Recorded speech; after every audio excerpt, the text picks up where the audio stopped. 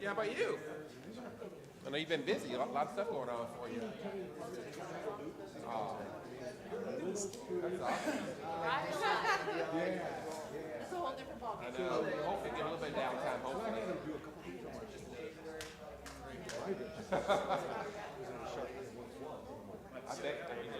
I bet you'll enjoy that time being down. See you later.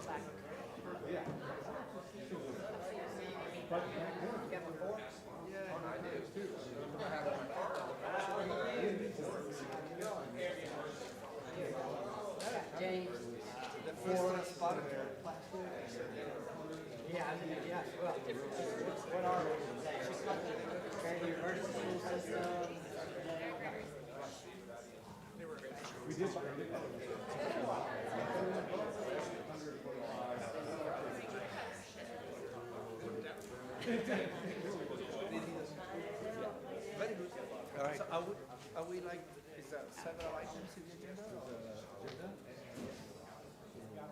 We are. Beginning of what is, yes. Hey!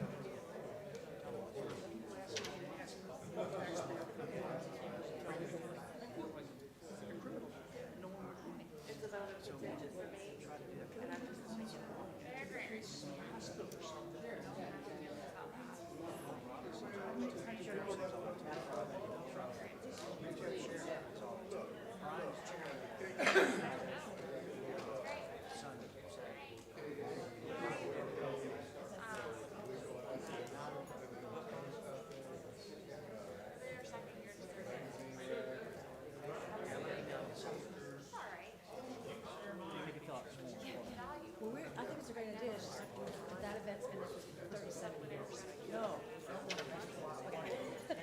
Gotcha. David. So we talked about that. Oh.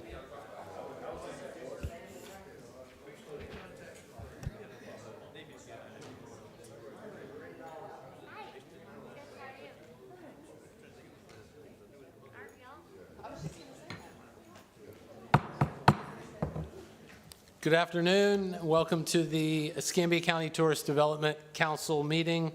Today is December 12th. It is 3:01 p.m.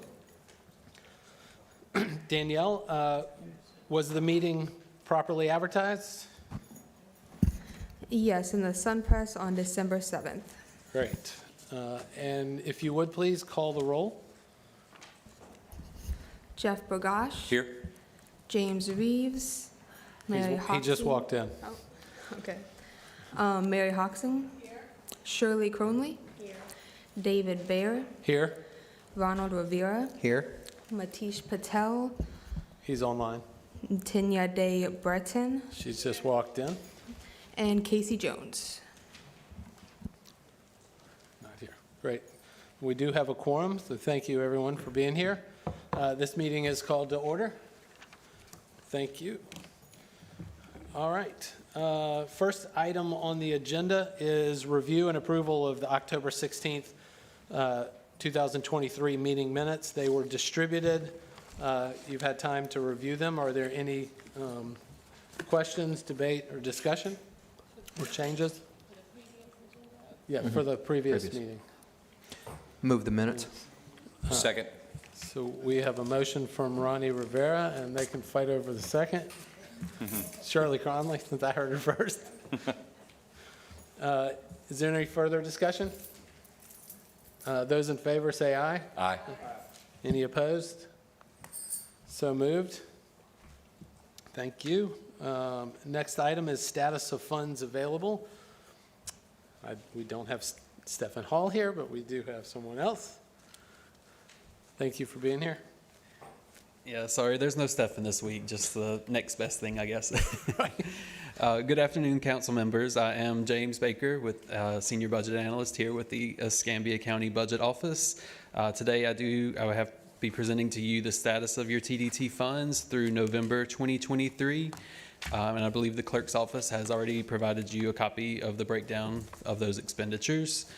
For the FY24 collections through the end of November 2023, those totaled $3,255,583 as compared to the collections through November of 2022, which totaled $3,136,098, which was a collection increase of roughly $119,485 from this year over last.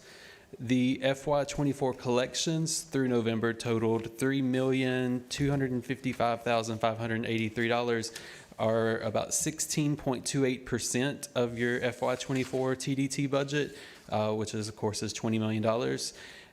The expenses through November 2023 totaled approximately $3.7 million, and your current TDT cash balance is $26.8 million through the end of November 2023. So, Right. are there any questions for anyone? Any questions? No? So I have a question. Just the balance, what was the number, 26 or 27 million? Yeah, the current TDT cash balance is Yeah. 26.8 million. Do you have an idea of how much of that is encumbered versus just restricted or in the general fund? I don't. I can get with them when I get back, and I can get that for you, though. Okay, great, thank you. Yeah, no Appreciate it. All right, Is there anything else? that was all I had. Awesome. Nope, Thank you guys so great. much. Hey, thank you.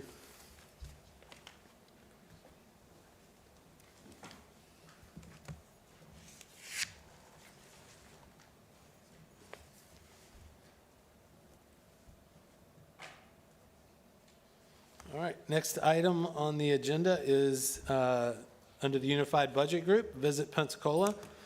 Darren Schaefer, if you'll come down, you wanted to talk about Navy Days today. Welcome. Yes, good afternoon. So this is it's actually a great opportunity to take off my Visit Pensacola and Unified Budget hat and put on a new hat, part of an organization I'm very proud to be a part of called Pensacola Navy Days. I'm here on behalf of the Planning Committee and the Board of Directors for Pensacola Navy Days, and respectfully requesting the support of the Tourist Development Council for this new weekend event called Pensacola Navy Days. We're requesting $50,000 of TDT funds to help launch this new event. This is a concept that actually came to us from Senator Doug Broxson. His intent was to demonstrate the appreciation that Escambia County has for the Naval Aviation Station, its personnel, and related facilities, all branches of the military, and do that through an event. And of course, we have events right now, some great events that are done throughout the year, but he felt that we were lacking a major event that would resonate with Washington, D.C., and really reflect the pride and appreciation we have for the military. So Pensacola Navy Days started meeting in October, and really a great planning committee that formed into a board. It'll be a nonprofit organization and includes representatives from NAS Pensacola, the Navy League, City of Pensacola, Visit Pensacola, the Pensacola Chamber of Commerce, media representative, Cat Country Radio, Pensacola Mardi Gras, University of West Florida, the Escambia County School District, and Navy Federal Credit Union. And we're continually looking to add individuals that are interested in becoming a part of this. Additionally, we had Senator Broxton, but also Representative Salzman and District 2 Commissioner Kohler, who've also attended some of those planning meetings. The mission for Pensacola Navy Days is to strive to foster a mutually beneficial, positive, and lasting relationship between the local and military communities that celebrates and promotes the rich military heritage that we have here, and really highlight Pensacola as the premier military-friendly community in the southeastern United States for both veterans and service members alike. So the dates we chose in the planning was May of 2024. It's the 17th through the 19th. May is Military Appreciation Month, and we looked at the dates. That weekend had the least amount of conflicts, but also had some benefits. One being that was gallery night, the third Friday of the month.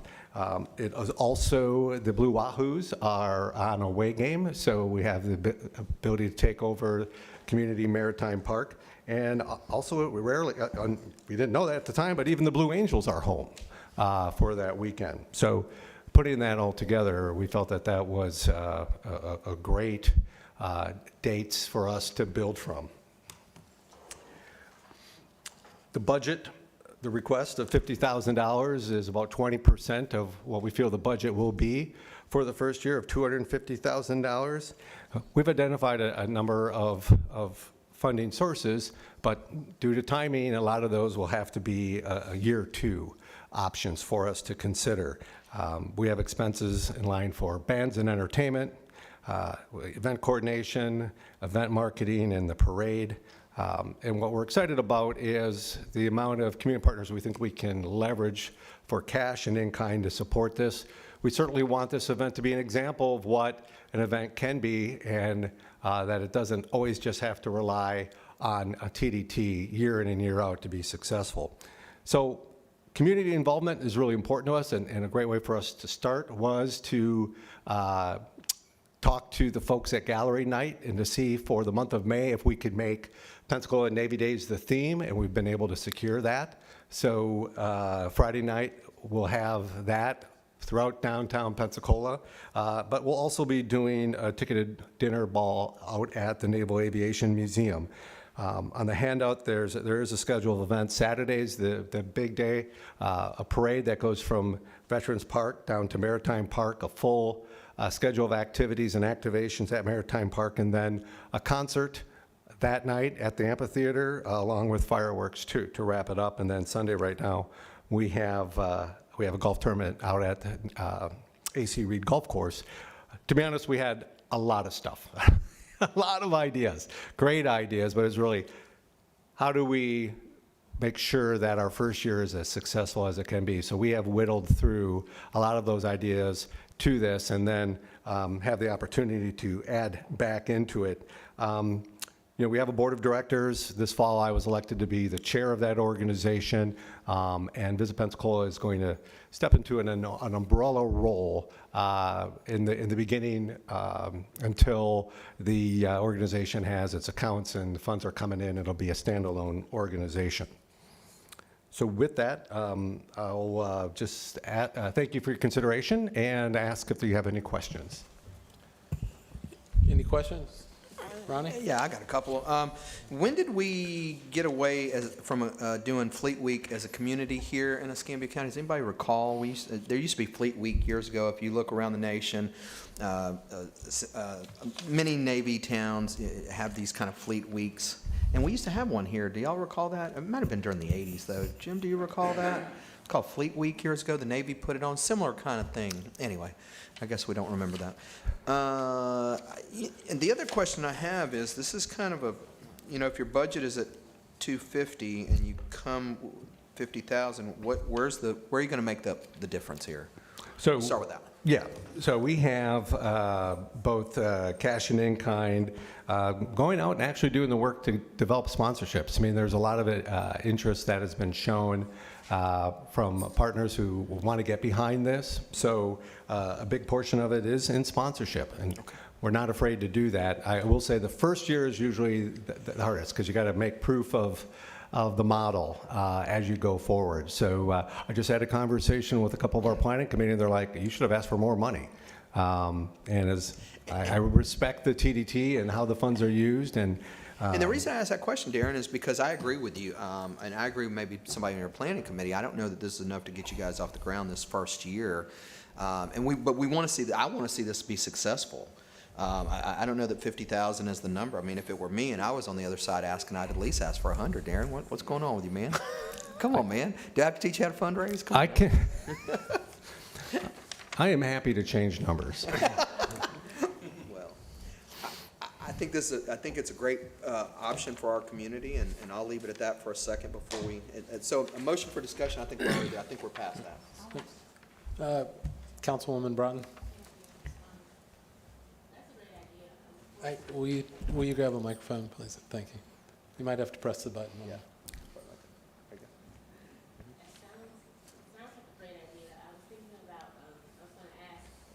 What's our speaker problem? Oh, Y'all talk. we don't have this fancy There you stuff go. at City We got it Hall. now. It's working. Okay. I think it's a great idea. I was gonna ask you, how can you tie in local, military folk who are stationed here now, or just retired people? So sure, I mean, I think that's a great way for us to help get the word out. We do have some great, many great local organizations, and so we have different members of our committee that already have those relationships and are talking through those. So yeah, our goal is to include as many individual organizations as possible. Okay, because I was thinking about, we have the two posts here, 183 and the other one, the Frank Marston post, I believe, in this, within the city limits is you know what I'm talking about. But I know those guys are always involved in different things, so I would just suggest that you bring in like local folk who are already doing the work and see if they want to participate Absolutely. or have an event or something. We'll follow up. We've got a coordinator because there's a lot of details with these events, and so we have a coordinator planned for that, and I will pass along your comments to her. Thank you. Thank you. Any other comments? My question is this: do you think that this will produce heads and beds here? Well, I was just talking about that with some of our planning committee. I mean, this focus of this event, and I put it in the brief, is we are, our primary audience is appreciating our local military personnel on the base. This is designed to show appreciation, not do fun things that maybe possibly makes more work for them, because we were looking at some things that would be on the base, and we thought, this is great. And we were reminded, well, then the folks on the base actually have to do security and the work, and it's not really appreciation anymore. It's more of a job. So that is, there's a section here on the tourism impact, and so our goal is to really invite military reunions, military-based clubs, and related activations that can put Pensacola Navy Days on their calendar for 2024 and beyond. We have different mailing lists through several organizations that we can reach out and encourage them to come to Pensacola for this event. I mean, really, you could see this as being almost like a homecoming that they can count on as far as for those that served at NAS Pensacola and the related facilities in the county. So if it's heads and beds, I mean, why can't you take it from the money you already get instead of asking for another 50,000? Well, that's an excellent question. Visit Pensacola is a marketing organization. We are not an event organization. So when I was asked to get involved, I said, listen, yeah, I believe in this. I'm excited about this. We should have something like a Fleet Week, and we're not calling it that, but it has, we believe, the ability to grow to multiple days and maybe into a week-long type of event over time. We're happy to talk about it and market it, but I said when I come on board, I mean, it needs to stand alone and be an event that raises its funds, and I didn't want to commingle or confuse the relationship between what Visit Pensacola does and what this event is going to do.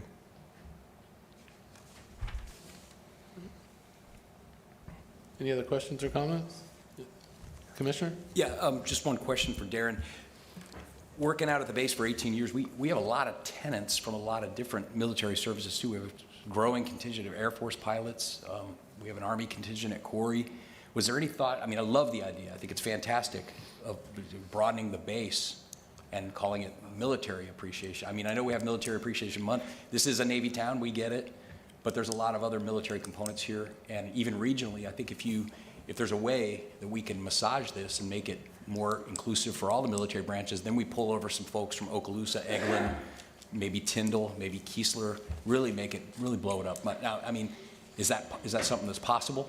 I'm smiling because we've had this conversation a number of times, going back and forth, whether it should be Pensacola Military Appreciation Days, which gets a little bit longer. And finally, because we have Marines and we have other branches that, work on the base and in the area like you noted. And it came back down to our main base facility is the Naval Aviation Station Pensacola. And so we're certainly not looking to alienate anybody, but we're going with the primary facility and service. And then I know in our logo concepts we're already looking at, we're featuring the other branches. So we will be as inclusive as we can be. But the decision of the board was to stick with Pensacola Navy Days. But we had that conversation a couple times. Counsel? Quick comment. I think all of us can agree that the Navy and the military in general, as well as the location of the base here, is huge to our economy in Pensacola and Escambia County. And I think that the line that I like is where it says, a major event that's going to resonate with Washington, D.C. That's something that I think is very important, that we're showing we appreciate that being here in our location. And I've known multiple people that have traveled to other cities to go to things like Fleet Week. So I do think that this is something that could bring people to our community, and I appreciate you bringing it to us. Yeah, and I attended a handful of the beginning early meetings for this, and I was smart enough to quit going because they put together a board, so I could avoid being on the board. But the conversations that we were having at those meetings it was twofold. One, how do we show the military that we appreciate them, not just the local folks, but definitely the local folks, but also the folks in DC, that we appreciate the impact that the military has on our community, our economy, et cetera. But by doing this celebration, it was to open it up to anyone else who enjoys the military and appreciates it, former members, et cetera, who could come here and celebrate with us. If you were an officer or you went through flight training, you went through Pensacola. And so there's a lot of people who enjoyed their time here and their experience, and that's why we have a lot of military retirees here, but there's still a lot of people active. Not retiring, and so they live in other communities. So that was a lot of the conversation, was about bringing those folks here as well. So I think it's a great idea. I applaud Senator Broxson for putting the group together to work on this, because I think it's important for our community to do it. Mr. Chairman. Yes, sir. You're going to get my support today on this, but I am concerned that we set these guys adrift with $50,000. I mean, I kind of discussed that a little bit ago, and I really would like to see this. I want to see them successful, and I don't know that $50,000 out the door is going to make them successful today. I'm not trying to make them whole at $250,000. That's a huge budget, but I do want to make sure that we send them out the door with something credible.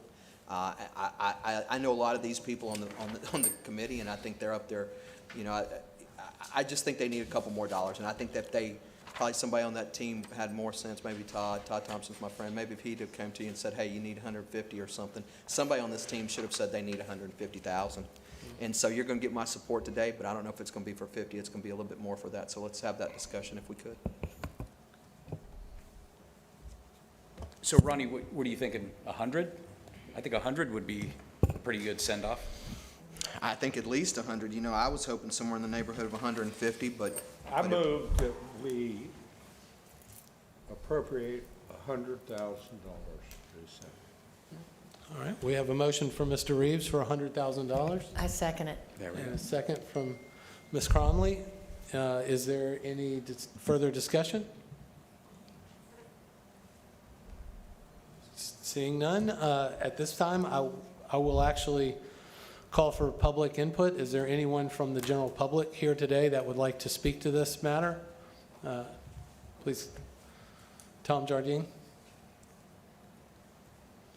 Introduce yourself to the microphone, please. Sure. Thank you. Thank you. Tom Jardine, 1112 V DeLuna, Pensacola Beach, homesteaded, resident for 27 years. I know as much about tourism as at least half your council members. I don't think that's a wild boast. I've lived right on V DeLuna for 27 years at Pensacola Beach, where we get all the tourism money. And you guys seem to throw money at folks that you like. Where at Pensacola Beach, you guys hardly give a dime. I know that you guys think you're giving us $500,000 for the public beach renourishment every year. Tom, this is about the specific, do you have comments related to this specific item, business item? Well, simply that I think that you guys throw money at Visit Pensacola and Darren Schaefer and, and the folks that this is a very esoteric group and there's no citizen input. And I don't think I think the money is going, I mean, you guys are suggesting, he came up for $50,000. You guys are suggesting $150,000, just like that, where you would not fund the darn tourist trolleys on Pensacola Beach, even though those are obviously for tourism. They're only run during tourism season. We're paying $750,000 for 3 new tourist trolleys, and you guys said that you can't fund them, and you can't wait to throw $150,000 at a guy who said he wanted $50,000. That's all I have to say. Thank you. Thank you, Tom. Comments? No. Mr. Reeves, you have a comment? I think we're partial to bald-headed guys. Well, I am.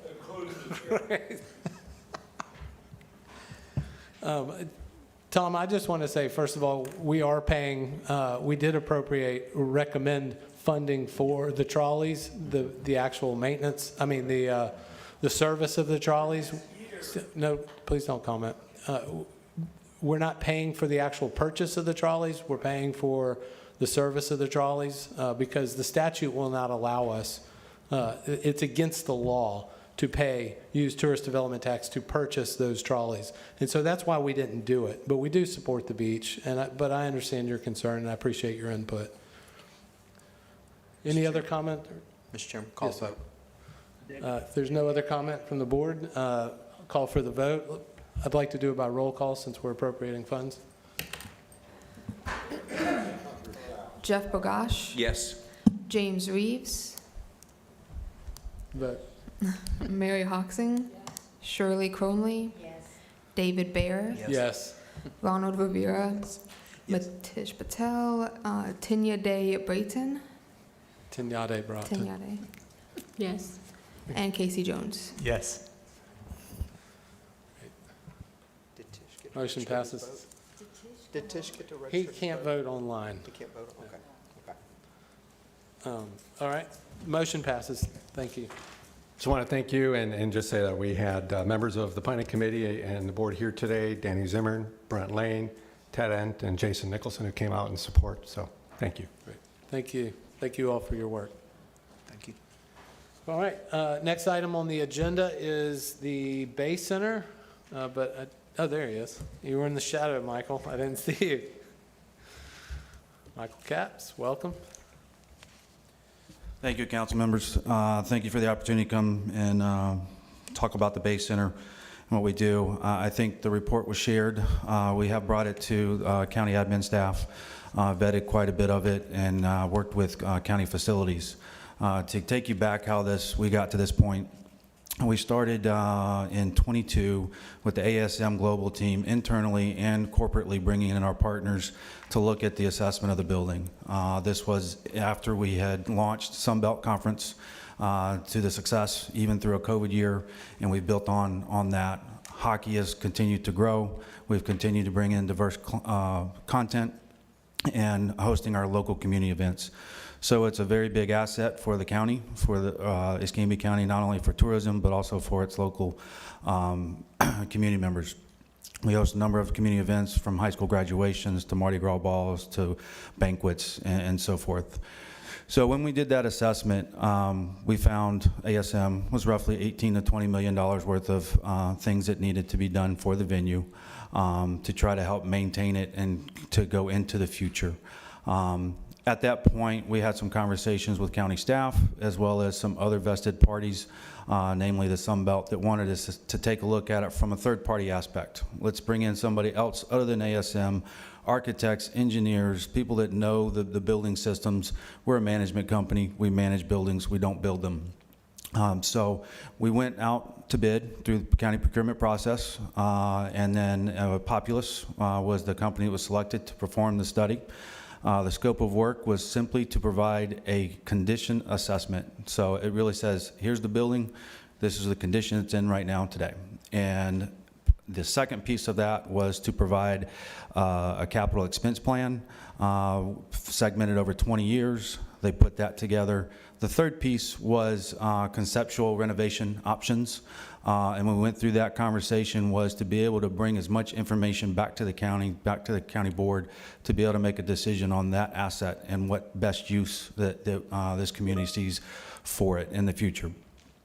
Those concepts ranged from just working with the existing, expanding, and then flipping the script, which, price tag keeps going up and up and up.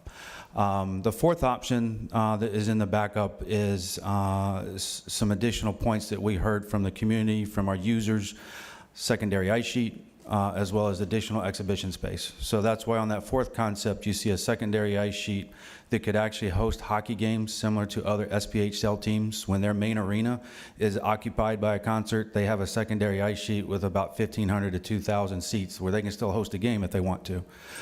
So that's why we try to look at that option to incorporate that. But that would also expand to do local tournaments, your youth hockey, your adult hockey, to be able to present a good competition tournament without having to take up the big building.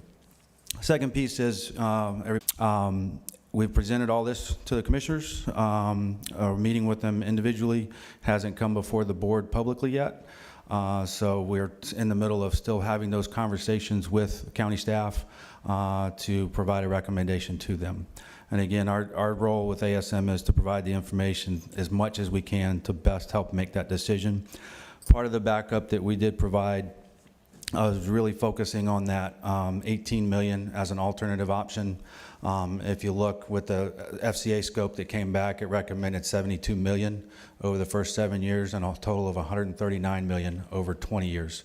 That's quite a big price tag just to maintain the building, not to do any renovations or anything like that. So if you were to do renovations outside of putting what needs to go into the building, you have the different options of a limited edition of 14.8 million, expanded edition at 34.4, flip the script, which would create a new entrance on the back side of the building, big three-story, all the way to the roof, glass facade, views of the bay, additional food and beverage space, premium options where you have what most people are looking for in venues to come for entertainment, where you have in loge, suite, box, standing room only, to give those different types of options that this current building did not build with in the 1980s. Those things weren't really thought of back then. So we looked at it for users of what they're trying to bring in.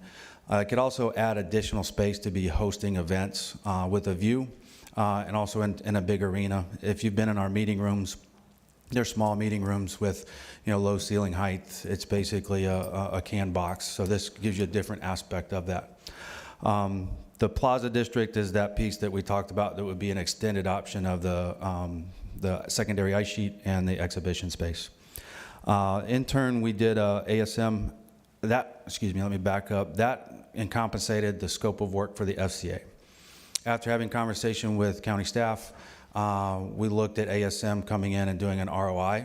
So you've got economic impact, but you also, what's the bottom line impact? And so that's where we come in on page 49, where the 14.8 million would roughly change the dynamic of the building to make an additional net event income of about $1 million a year. That's based on some assumptions that we have done, ASM has done in other markets, Mobile, Oklahoma, and Texas, in different various venue types. And then it goes through all three options to try to gauge the return on investment on hard dollars coming back in. Additionally to that, the last piece that we did was we took some of the direct spend economic impact information that we gathered in 2019 pre-COVID through the studies that were done with Visit Pensacola, that we surveyed 55 events and then extrapolated the data out over that. And if you go back and use those numbers and apply them to the history of the building over the first almost 40 years, it was about $1 billion in economic impact. If you move forward and this building is maintained for the next 20 years, so the past 40 years was $1 billion, the next 20 years would equal $1 billion as well. So we're just trying to show the value of the venue, of what it serves for the community, and making good, well-informed decisions. And we're still, again, in the process of presenting to the commission and working with county staff to formulate a plan strategically to meet the needs of the community, of the facility, and for residents in the county. And with that, do you have any questions? Anyone questions? Commissioner? Well, Michael, thank you for forwarding this and forwarding it to me at the county as well. We've been talking about the Civic Center for a number of years. We've brought a bunch of different proposals forward. We've had third-party groups come with ideas, but I really like what you've put together here. It's just a high price tag. Yes, sir. It's going to be tough getting there for my vote, but if we could do something, I like that number 3 option. The additional seating, I think, is critical, because you and I have talked. I've been to a lot of shows out there, and to get those, to get the really big bands, I think, we probably need more seating. And Correct. We've had those conversations with a lot of others in the community. You're looking at, our competition being the Wharf, 10,000 seats. It's an outdoor venue, so it's a little different than the arena. There's different touring cycles and so forth, and their business model set up differently with Live Nation and how they partnered. But we're at 7,000 seats for a concert, and to get those bigger acts, you really need to be above 10. Yeah. With that being said, you need to probably have about a 12 to 14,000 seat arena by the time you lose the seats. Well, the one thing, the good news in all of this is a number of years back before I joined this board, I know that the 5th cent was adopted, and after the first year, that money is being segregated. So we're building some revenue from the TDT that can be added to the pot, because it's going to take a lot of sources to pay for this. I would just be curious to know from ASM, your parent company, what is their portion that they're going to kick in toward this effort? I don't have a number to give to you, but yes, they are very open to that and open to doing a lot more than what they have done in the past.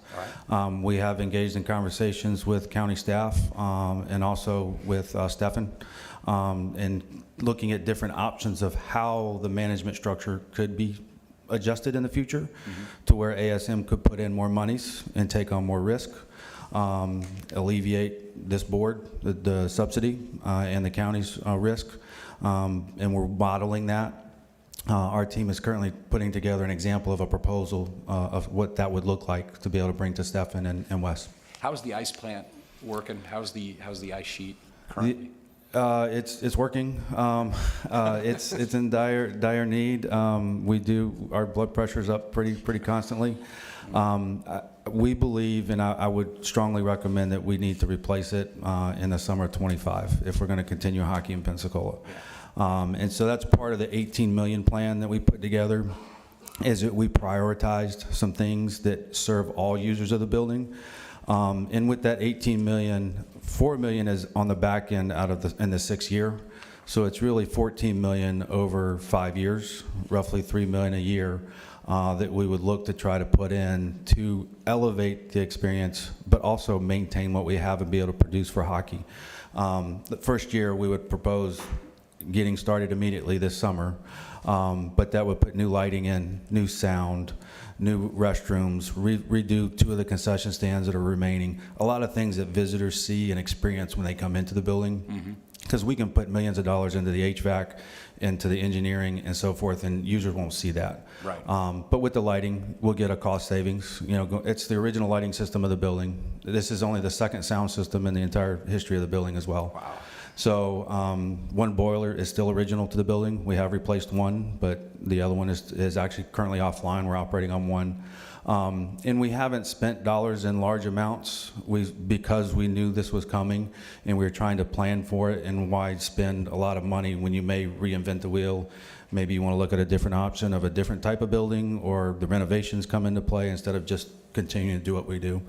For the ice plant, it's roughly about $3 million. That's going to be the floor and the plant itself. All right. Thank you, Michael. Thank you. Mr. Reeves? If we spent 18 million, how close would we be to a break even? So currently, we've been trending downward. When I started in the building in '04, the subsidy was 1.8 total. It went down to 1.5. We're at 1.3. The past 2 years, we've come in at about $1 million. I don't have a crystal ball to be able to say that we could completely do that and bring it down to zero, but we are trending ahead with our tenant. We've maintained that relationship very strongly to push that. 18 million, we're over the next 5 to 6 years, we believe it will get another 20 years out of the building. That's the only thing that I could probably give you a hard answer on. But we're constantly looking at how can we adjust our revenue streams to match our market, to cover our increasing expenses, but then also not price ourselves out of the market with our local visitors so they can have an affordable experience. So 18 million wouldn't break even as far as you're concerned. I think there would still be some type of subsidy. Yes, sir. I have a question. Yes, Councilwoman? Thank you. How long have you all been planning this proposal? This proposal went out to bid earlier this year. It was supposed to come in before October, and we finally got the final report November 17th, somewhere around there. Okay, did you all get any kind of like community input or charrettes or anything where other people had the opportunity? We've talked to our users of the venue, so all of our promoters, the clients that come in, our amateur hockey leagues and so forth like that.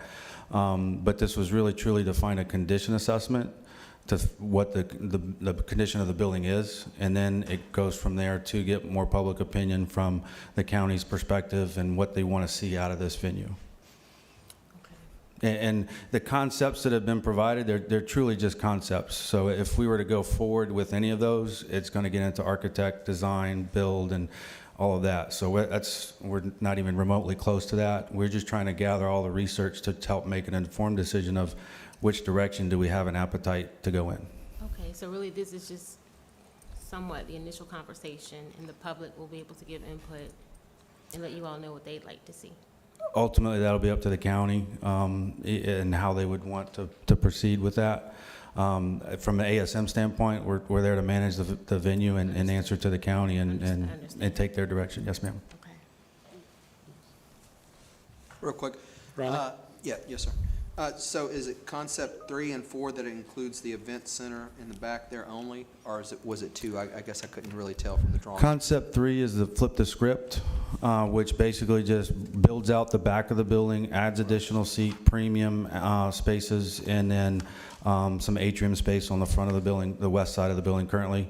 The complete parking lot build out, that is concept 4. Okay. And it's completely separate. So if you were looking to do the whole thing, that's 66 plus 69. Give or take. And the reason I ask is because at some point, I think as a community, we have to think long and hard about some sort of event center for conferences, those types of things, conference space. I mean, we are just lacking in that market. When you look around the Gulf Coast, there are others that have venues, and we're losing out to that. So at some point, I think we have to think about that as well. Thank you. That's all. Shirley? Yes. The event center, I was going there as well about meeting space and so forth, because there's a lot of conferences that are in the southeast that we can't bring to Pensacola because, I mean, we're located dead center in the southeast, but we don't have the meeting space. So conceptually, the event center, could that be used for meetings as well? Absolutely. Okay. Conceptually, it's to find a combined 50,000 square feet and that could be carved up and broken up into various sizes. Because one of the things that we see quite a bit is we do a lot of fundraising dinners. There's a lot that happen in Pensacola, and we really don't have a space that can get over 300. But if you come to the Bay Center, we're hosting it over a hockey rink. It's not exactly conducive, and the expenses, it's really not helpful for the fundraising aspect of it. But I mean, we've had Marine Corps balls before in there, 1,400 people. So this could service that type of space, similar to like what Mobile Convention Center has, where they have the different ballroom breakouts and so forth. Thank you. Mhm. That's great. Any other questions or comments? All right, thank you, Michael, appreciate it. Yeah. Absolutely. Thank you thank you to ASM for doing this study. It's obviously, like we've all been discussing, it's an important part of our community, and it's been an aging facility with a lot of concern to a lot of people. And how do we either put lipstick on that pig to make it a pretty pig, or what is the future of it? So thank you for putting out the effort and the time to do this. Yes, thank you. Yep, thank you. I just lost my agenda. Really good. All right, thanks. All right, so next item on the agenda is other business, and the first item is Bay Bluffs Park Public Facility Discussion. Councilman Jones, you wanted to discuss? Yes, thank you, Turn Mr. the Bear. floor over to you. Thank you. Yeah, so first I'd like to apologize for not being at our last meeting when we had this discussion item on the agenda. I showed up the next day and saw a bunch of people up here that I didn't know. So I'm sorry about that. So yeah, the Bay Bluffs Park, many of you probably know, has been closed for, I think, since March now. And the question really is it something that brings people to our area, and can it be something that brings people to our area? And I'm just going to read a little bit about it real quick. The red clay bluffs that are unique to this area in Florida. So there's no other red clay bluffs like this in Florida. There's a lot of history to the area as well. Just some short bullets. The bluffs, again, overlooking Escambia Bay, are unique to Pensacola in Florida. Don Tristan de Luna, arriving in Pensacola Bay in 1559, noted the presence of a red bluff as a point for his anchorage. As far back as the 1750s, abundant clay deposits in these highly eroded bluffs provided the raw material for brickyards along the route. Some of the bricks were used to build Fort Pickens. And in 1992, archaeologists found the wreck of a 16th century galleon in shallow water just off the bluffs. And this is directly off of the Visit Pensacola website. So it is something that, that Visit Pensacola is highlighting as an amenity in the area for people that are here visiting us. And one other interesting fact, I've got a picture of it on here, but there's a plaque there that, of course, he stepped out right now, but Mr. Reeves' name is on there as one of the city council people at the time that helped put the funding together to build this in 1985. So along with Hollis T. Williams, who now has a very large park that's going to be built and named after him right here in the heart of Pensacola. So again, the question goes back to, is this something that brings people to Escambia County and can bring people? And I do think that just a little bit of my background, I worked for about a decade in hotel front offices. I worked out at the beach at a couple different places here in Pensacola Beach, as well as in Destin. And I'll tell you, when people come here for the beach, they stay there most of the time, but a lot of times there's a day where they say, I want to get off the beach and I want to go do something else. And I remember sending people to Blackwater River, sending people outside of Escambia County that were looking for something to do in nature that wasn't the beach. And this is something that I think can be really a pretty special place in Escambia County, where we can highlight the history of the area, highlight the nature. It's a very biodiverse area with lots of different animals and plants that are there. Right now, there's a couple little plaques along the boardwalks that say different types of trees that are there. But really what I envision is something that highlights some of those things, like Don Tristan de Luna, or the ship that was found there, the history of the clay being used for bricks. And I think I've read somewhere else that they were also used in the old Sacred Heart building as well. So those are my thoughts on this. I know that our mayor has asked for $2 million from what is it, Florida, Preserve Florida? I can't remember the name of the organization right off the top of my head, but Conservation Florida. Conservation Yes, thank you, sorry. And I think that would be our main source of funding. We don't have any plans yet. We don't have any idea for sure what we want to put there. So I think once that happens, I would like to come back with some more firm numbers and what the ask would be. But first, just wanted to start the discussion and see how you guys felt about that. Great, thank you very much for your presentation. Any comments? Commissioner Burgash? No, Councilman Jones, I like the idea, and I remember when they built that. I was a junior in high school going into my senior year, and I thought it was really neat, and if you go out there, lately it's kind of run down. It needs a lot of work, a lot of TLC, but it's just a beautiful place. So I want to be supportive, however we can from this board, but of course it would have to be justified as a tourism destination. I don't know, if it meets that criteria, but if it does, I certainly would lend my support. Thank you. Any other question, any comments? No?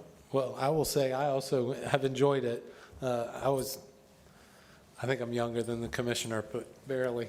But I grew up in Cordova Park, and so it was sort of up the street and really the closest part to Scenic Highway from where I lived. And so in high school, friends of ours, we used to go down there and enjoy walking around the railroad tracks and enjoying the nature there. So it was beautiful. Yeah, But- it is the largest park in the city, and maybe Escambia County. I think it's 76 acres. And only a small portion of that has boardwalks on it right now. So there's a lot of potential of what could be done there. I have a- Yes, Councilwoman? I obviously support this plan, this idea, and I recognize that the Bluffs has kind of been neglected for a while, and I have a faint memory of my grandmother fell, and they had to get I don't know what it's called, but some kind of like thing to pick her up with what is it? Maybe some kind of Like a hoist. hoist or a Right, lift. right. But back then, it was just like, oh, an old lady fell, go get the hoist and pick her up. And, and nobody really considered, like, this is really not how you should do things. But this will give us an opportunity to correct things like that, and also to showcase how beautiful that area is. And right now, I'm going to be honest, it has a bad reputation. And if we invest in it, then it's our responsibility to make sure we want to showcase our city for what it really is, and not having people think this is a place where you can, go in the woods and possibly get murdered. That's not what we want. So we have to be willing to invest in ourselves, and we'll see it grow. So I strongly support this, and I hope you all do too. Councilman Jones, did you say 76 acres? Is it that large? That seems, Yeah, give or take. wow, an okay. acre, so, yeah. Huh. If you look at it, like on an aerial view, it's a large strip of land that takes up probably half of the city limits up Scenic Highway. Huh, wow. And then the only other thing because I'm down that way from time to time. I've got friends, family who live down there. The railroad tracks. Yeah, I've heard different rumors. Some people say they might go away. Because if that was ever to happen, I think that property becomes a lot more valuable and a lot more utility. But with the railroads going back and forth, I don't know. Yeah, so I'll say I know that Mayor Robinson had a discussion with the track owners, and they said that was out of the question. There's a new owner of the track who I also believe will not want to give that up, but they are more amenable to working with us about, if we have controlled access crossing the tracks, usually that's something, there are houses that have to, people have to cross it to get to their driveways or to their property along that route. So it's something that can be mitigated if the right work's done. Any other comments or questions? Discussion? No? Great. Thank you so much. Appreciate it. All right. Next item on the agenda is the General Chappie James memorial funding request, $450,000. Councilwoman, you asked to put this on the agenda. Do you want to Right. discuss? Right, so we do have representatives from the group to speak on it more, they're more knowledgeable than I am. I'm sponsoring it. But I will like to say that there's a correction. When they sent me this message, it's supposed to say 750. Okay. Which is a whole lot more. Yes. But we can discuss what's what. And I know that traditionally you all weren't sponsoring, funding monuments. And I recognize that there was some discussion about where they had to show evidence that it was within the guidelines of what TDC can fund, and they did that. And once they did that, I said that I would sponsor it. So that's what I'm doing, and I'm hoping that this conversation can be fruitful, because we have pieces and parts of a statue in a warehouse, and all we really need is concrete. And it's really not anybody's fault that concrete is so expensive, and then, of course, the complementary things that is to support it. And we also have an aging sculptor, and I would like for him to be around to see this. So I'll let Mr. Dosef come. Oh, I'm sorry, Mr. Pyle. Thank you. Hi. Welcome. Please introduce yourself for the Sure. record. Thank you.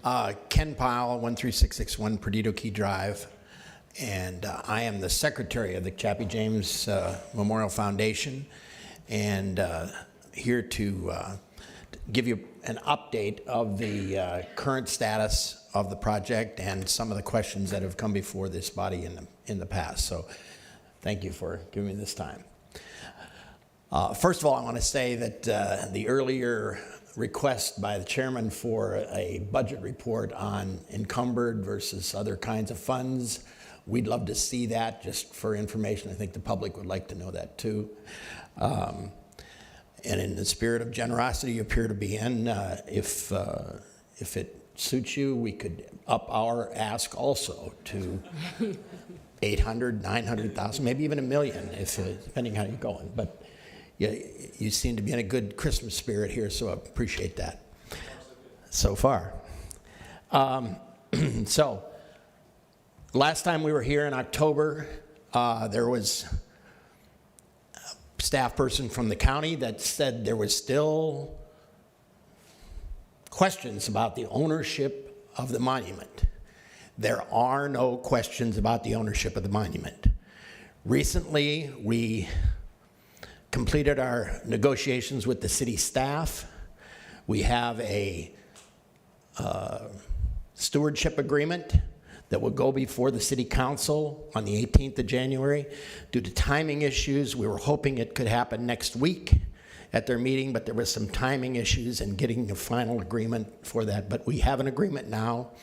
The agreement clearly states that the city owns the park upon which the monument will be built.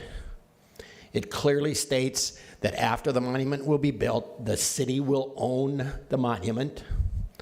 It clearly states that we as the foundation will be responsible for long-term maintenance and repairs to the facility, daily, weekly maintenance, not maintenance, but cleanup and trash clearance and those kind of things will be the city's responsibility, as it is in all parks in the city.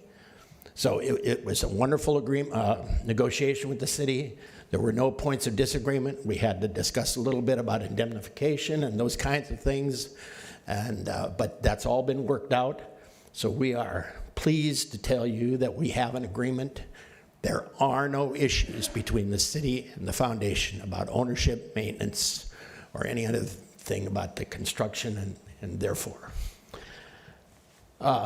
I would hope that based on that, even though you don't have it formally approved by the county, that you could go forward and request the county to ask for the Attorney General's opinion that Councilman Teniate Broughton mentioned, that will clarify. I don't think it's going to. We've had this discussion too. It's going to tell you that you guys have to recommend, or the county commission has to make a decision about whether it's enough tourists. We believe it is. The mayor, I shouldn't say the mayor. The agreement has, I'm not sure where this wording came, but the city specifically added some words that clearly state again that this is a tourist, primarily a tourist development and enhancement to the amenities that the city provides.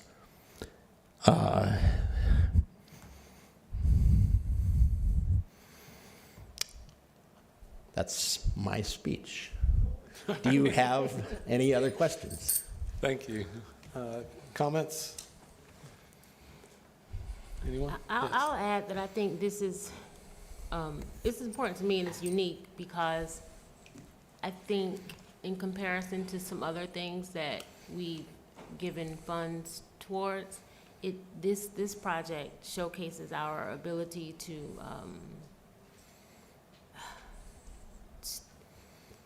how can I say it delicately? To place high-end art as special to our culture here.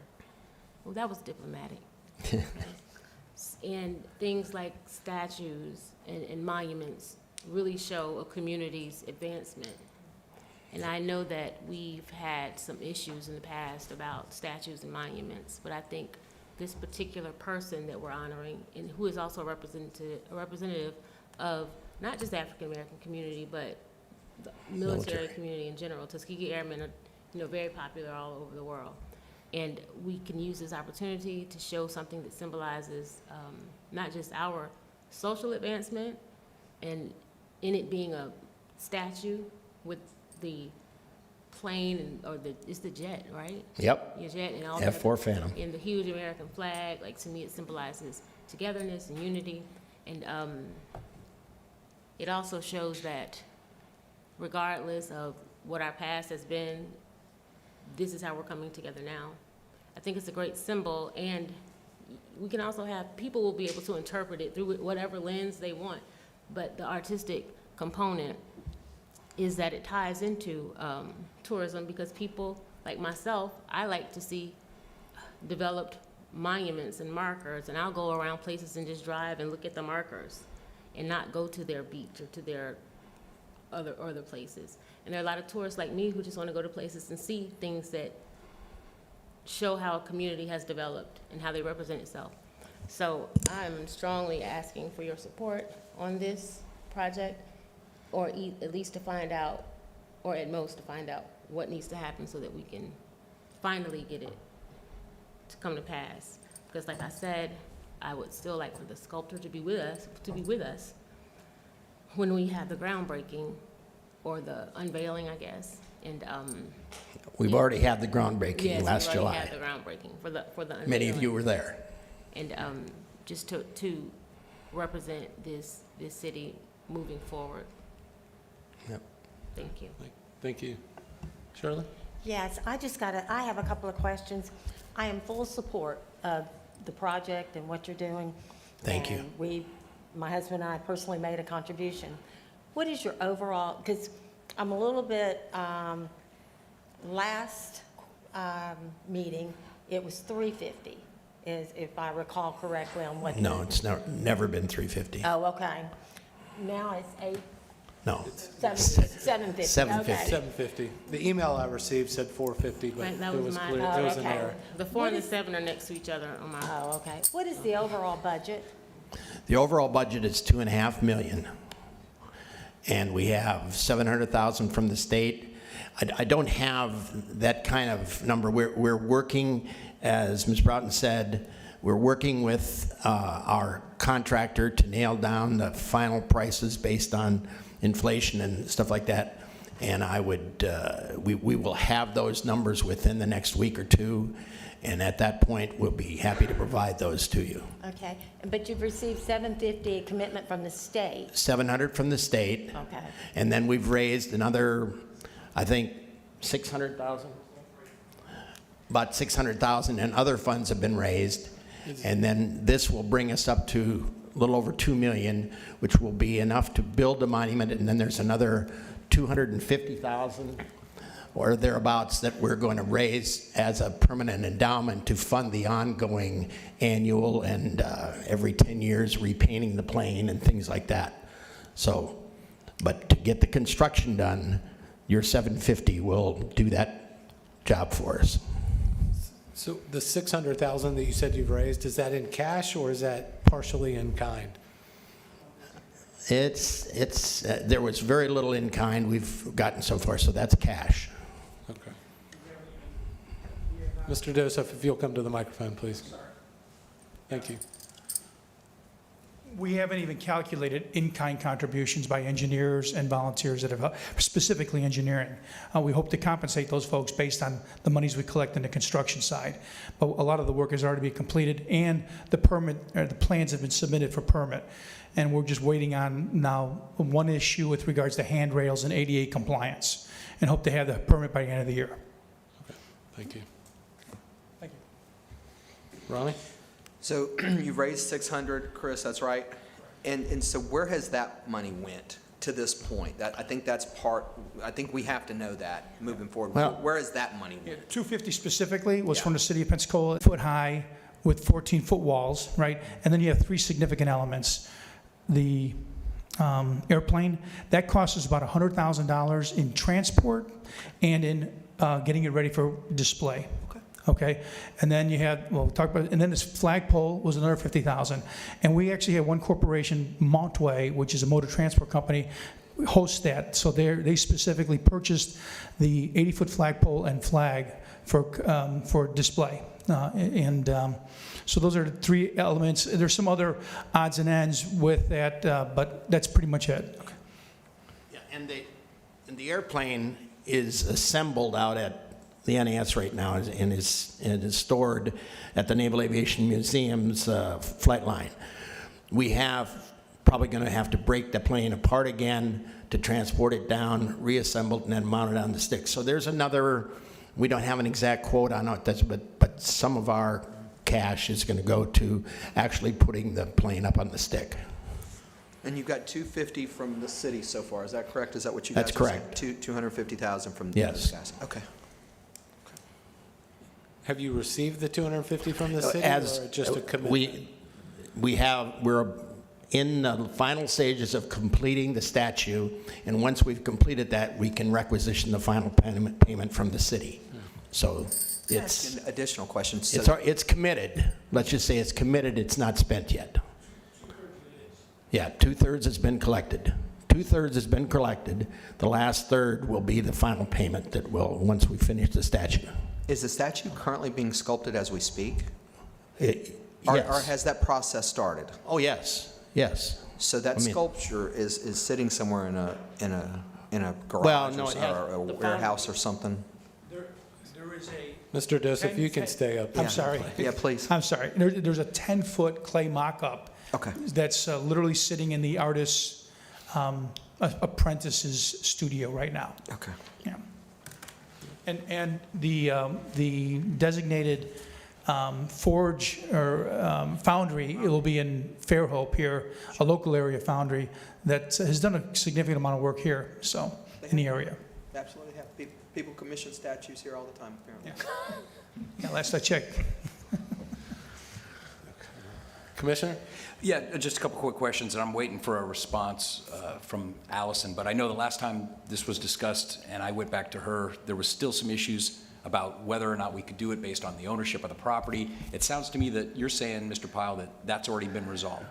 I'm just waiting for her to... Not apparently in your lawyer's mind.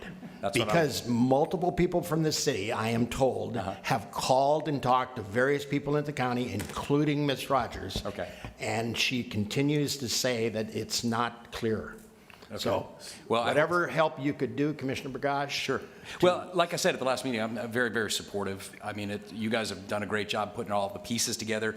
Just just a small question. The $2.5 million is the total budget, the whole, as of right now. You got 1.3 between the 600 you raised and the 700 from the state. Then you're going to get, 750 from us if things go that way, and then you've got does the 600, but the 600 included the 250 from the city. Yes. So you're still going to have a delta of 450,000. So where does that delta come from? Yeah. We are still pursuing that 450 specifically. We're making an appeal to the Air Force Association's Heritage Fund. Okay. And we're looking to enter into an agreement with them. We don't necessarily need to collect 200 or 250,000 reserve. We would prefer them hold that money and provide us the interest, right? Because our budget, we've set aside, say, $500 a month, right? So basically $6,000 a year over, say, 10 years. That would provide us the monies to clean that plaza once a year, say, power wash it, right? Clean the aircraft, change out the flag, make sure to do any maintenance on the statue. And we figured, if you have a $200,000 reserve, today at 5% with the way CDs are, right?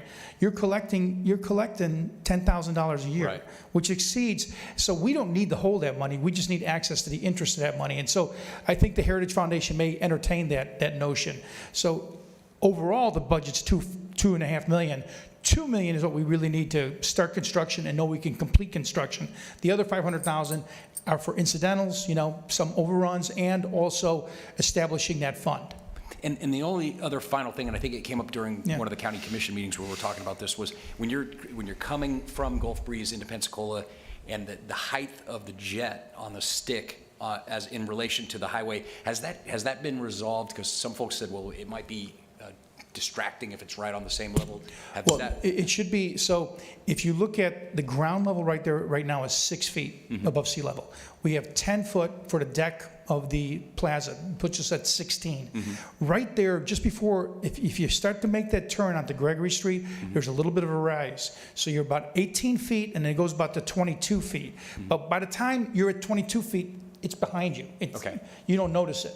At 18 feet, though, that plane should be about 25 feet up to your right. So when you're parallel on the road, technical question, and I'm sure, but when you're parallel to the statue and you're on the bridge coming down on the on-ramp, what's the height differential between your average car and the plane? 20 feet. 20 feet above you? Yeah, it should be about 20 feet. Yeah. Okay. Because the airplane, just so you know, is just under 60 feet long. Yeah. Oh, yeah. I've seen right? it. I've seen it. And it's 50 foot wide. It's a big jet. If you go to Orlando, if you happen to find yourself on Orlando, at the southwest corner of Orlando Executive Airport, on the 408, there is a Ford Phantom there in honor of Colonel Kittinger. And that's where, and that one's a little lower, so it's almost at your eye level as you're driving, okay? Interesting. But again, it's very well displayed, and that has been our reference. In fact, we've engaged that engineer to assist us in mounting ours. Okay. So the ask tonight, Councilwoman Broughton, is to move this forward to the next commission meeting, or what is the ask? What is the appropriate process here? I just know to put it on the agenda. Okay. From an administrative concern, January 18th is when we anticipate having the signed agreement between with the city, right? So maybe after that, the February meeting? Well, yeah, yes, I suspect that's how it would work, from a timeline perspective. But we just want to make sure that you're up to date with what progress we've made and what it is we're looking to accomplish. Yeah, thank you. Yeah, as I recall, at our last TDC meeting. I was just going to bring that up. Yeah, we wanted the county to ask the Attorney General for an opinion on whether or not it was an eligible use of the tourist development tax. Exactly. And from what I understand from that conversation was about the ownership of the land, and the holdup of making that request to the Attorney General was confirming who was going to own ultimately the facility.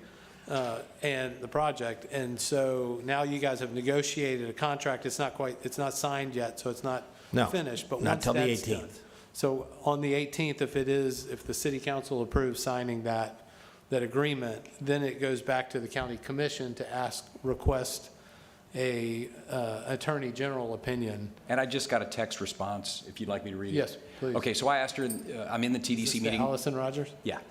Can we legally use tourist development tax for the Chappie James Memorial Plaza? Has the land ownership question been resolved? Her answer, it's not resolved. Still stuck at the city. We cannot request an AGO, Attorney General's opinion, until the city clarifies who will own what. So I assume that's the 18th, the meeting on the 18th. You guys are going to sort that out. No, it's already sorted out. Well, We're get it signed. working You'll get it through signed. the bureaucratic process. well, to it is get- bureaucracy, but it's not sorted out. It's a lot of money. It's a lot of public dollars. Okay, so the city council meeting on the 18th, and Yes, then, sir. and then it will come back to county commission to, at that point, that answer for the attorney will be answered, and then we can make that AGO request. You know, what We can do meaning is the provide county. the stewardship agreement to Allison right now, if she'd like to review it. You could email it to her. Yeah, that'd be great. Well, we'll provide it to all of you as well as the county commissioners. So, Yeah. okay, Okay, thank you. great, thank you. So can you repeat that, just so I can know exactly where we stand with this? I'm sorry. Can you repeat that, so I know exactly where we stand with this? So on the city council, you guys will be discussing and possibly taking action on that agreement. As soon as that agreement is in place, then the agreement will go to the county, for the county attorney's office to be able to request, they'll then have all the information to put into their request to the Attorney General's office for an opinion on whether or not the tourist development tax may be used for that this project. And once we get the opinion back, then it can come back to us and we can have that discussion on whether or not we want to fund it, at what level, et cetera, Okay, if it is determined to be eligible funding. okay. I do recall there was some notice from, was it last year or a couple years ago? Because that was my question to them about, before I even brought it back to you guys, about the, that legal concern. And I was told, or I received a letter from, what was it, either Mr. Pyle or Mr. Joseph? Mr. Pyle? What is it? That's Mr. Reeves' phone. Oh, sorry.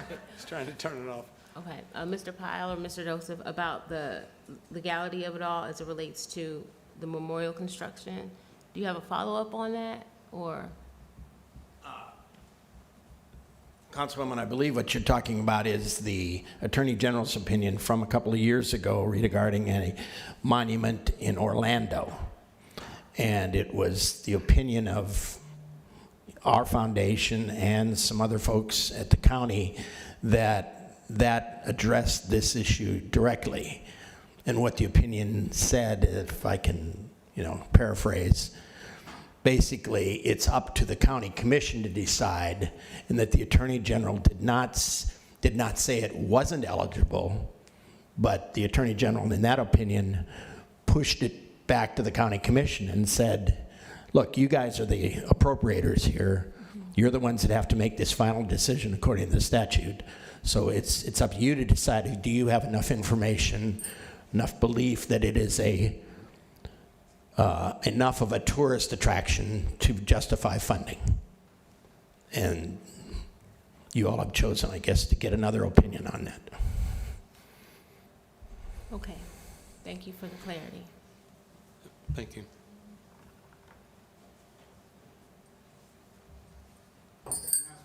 Yes, sir. Please introduce yourself on the mic. Thank you. Joseph Denman, 1722 East Maxwell Street. As you probably know, I've been here before you all before. I'm a native Pensacolian, born and raised very close to this spot right here. I just don't want you all to forget who this man is, what he did for the country. He was an American first. He's a hero, okay? You mentioned Don Tristan DeLuna. Do you know who taught him how to read the stars? You have to look it up, because I wouldn't say it, because it'd probably be chosen as other than how I say it. I just don't understand. This has been the most difficult portion of this evening. But, well, I guess I do understand, but I won't say it. This is a man that you should be proud of here in Pensacola. 4-star general, stood down Omar Gaddafi for America. flew with some of the best and was the best. And we're having just little nitpicky high school stuff going on. Meet me after school. I don't like you. I'm sorry to go that way, but please think about it.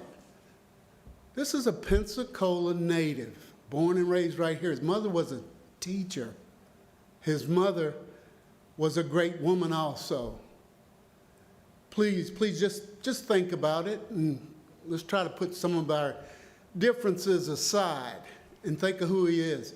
His plane has been the attraction at the Naval Air Station Blue Angel Show, the head attraction besides the Blues, 2 years in a row that we've been trying to push. And everything keeps, it's like, anyway, I'm through. I think y'all get the gist of what I'm trying to say. So thank you very much for your time. Thank you. Yes, ma'am. Thank you for your comments, Mr. Denman. And I, you know, of course, I know Joe. He grew up in the tan yard. Chappie's mother was also from the tan yard, and I understand I understand your frustrations. And now that I'm appointed to this board, I'm trying to do the best I can to wade through the water and get done what needs to be get done, and crossing T's and dotting I's. And you know that we have to cross T's and dot I's. And I'm hoping moving forward, instead of this legal opinion becoming a distraction, if it's been presented to us as something that is a hurdle, then, you know, wouldn't Chappie want us to climb that hurdle? And I would just encourage you to stay encouraged. And I think everything's going to work out. And I know it's been a long, hard road, but we're almost at the end. So now that we're here, keep your eyes on the prize. We only have a little bit further to go. We're almost there. Thank you. Thank you. Any other comments? I want to comment about this. This has come before us multiple times, and we appreciate every time you guys come back here. I don't think anybody questions the importance of General Chappie James to our community, to our military, and what he did, the significance of what he did for us citizens. As Councilwoman Broughton just said, it's important about us dotting all the I's and crossing all the T's. We've spent a significant amount of time over the last few years, this board, trying to get our arms around how the tourism dollars are being spent to ensure that they're following the law. As a matter of fact, it took us at least 6 months just to get a request to the auditor to get an audit of the program so that we can see exactly how the dollars have been spent. And it was an operational audit to see not just where the dollars were, because the county, the clerk's office does an audit, a financial audit. It was about, are the dollars being spent as allowed by law? And the report came back and said, no, they weren't exactly spent the right way. There were some things that needed to change in order to do it. And so we have, because we're appointed to this board, we have a high obligation to ensure that the dollars are spent properly. When we're talking about events that will bring tourists here, it's a lot easier to spend. But when we're talking about a facility, it's a lot different. And so marketing, the statute outlines marketing and events that are marketed, et cetera. But when it's talking about facilities, it's very specific about public facilities, beach park facilities. And whether or not this is a public facility under that definition is a question that we really can't answer. None of us here are well, Mr. Reeves is an attorney, but the rest of us aren't attorneys that practice in this. And so it's up to the Attorney General to give us that opinion. The project that the Attorney General's opinion that you guys have previously discussed in Orlando was associated with a public facility that was being built for the development of tourism, and it was a part of that overall project. And so it's a little different than this local project. And so we're not sure if that Attorney General opinion applies to this or not. And so the Attorney General could say, yes, I've already opined about that, and here's that number, and this is what you have to do. And if that means that the county has to make a legislative determination of whether or not it is developing tourism, then that's where we are, and we have to depend on our county commission to make that decision. But as far as our authority is concerned, and trust me, we don't want to have this going back and forth. I certainly don't. We want to get to the end result so we can make a decision, and we'd like to see this project come to fruition. I know I've personally also supported it financially. My wife and I did. We want to see it happen, and so we're trying not to play gamesmanship or anything like that. It is just about making sure that we do the right thing in this public position. Yes, sir. And Thank you. Mr. Chairman, before Thank you start, Joe, Chairman. real Go quick, ahead, before you sir. start, I think you'll find that it's not a big secret around the community. My daughter's African American, and she flies for the Navy. She flies P-8s for the Navy, and so I think you're going to find my support in time. Thank her for her service, sir. But I appreciate that. But what you're going to find in time is that we're going to have to do it legally, and it's going to have to apply. And I think once we get those things rectified, I think you're going to find some support here. But it does take, like the councilwoman says, it takes time. It's going to take a process, and stay encouraged and stay involved in the process. But it's not a decision because, honest to God, I mean, it's not often where statues are built in communities, and then you're asking for something maybe outside the bounds of what this money should be spent on. So give it some time, give it some process, and trust it. And fair enough. Yes, sir. Yes, sir. Joe Denman. Yes, sir. I thank you for your answers also, and I believe you all. And I'm going to say that it will bring heads and beds to hear, to see this man, to learn about this man, to help bring our community together.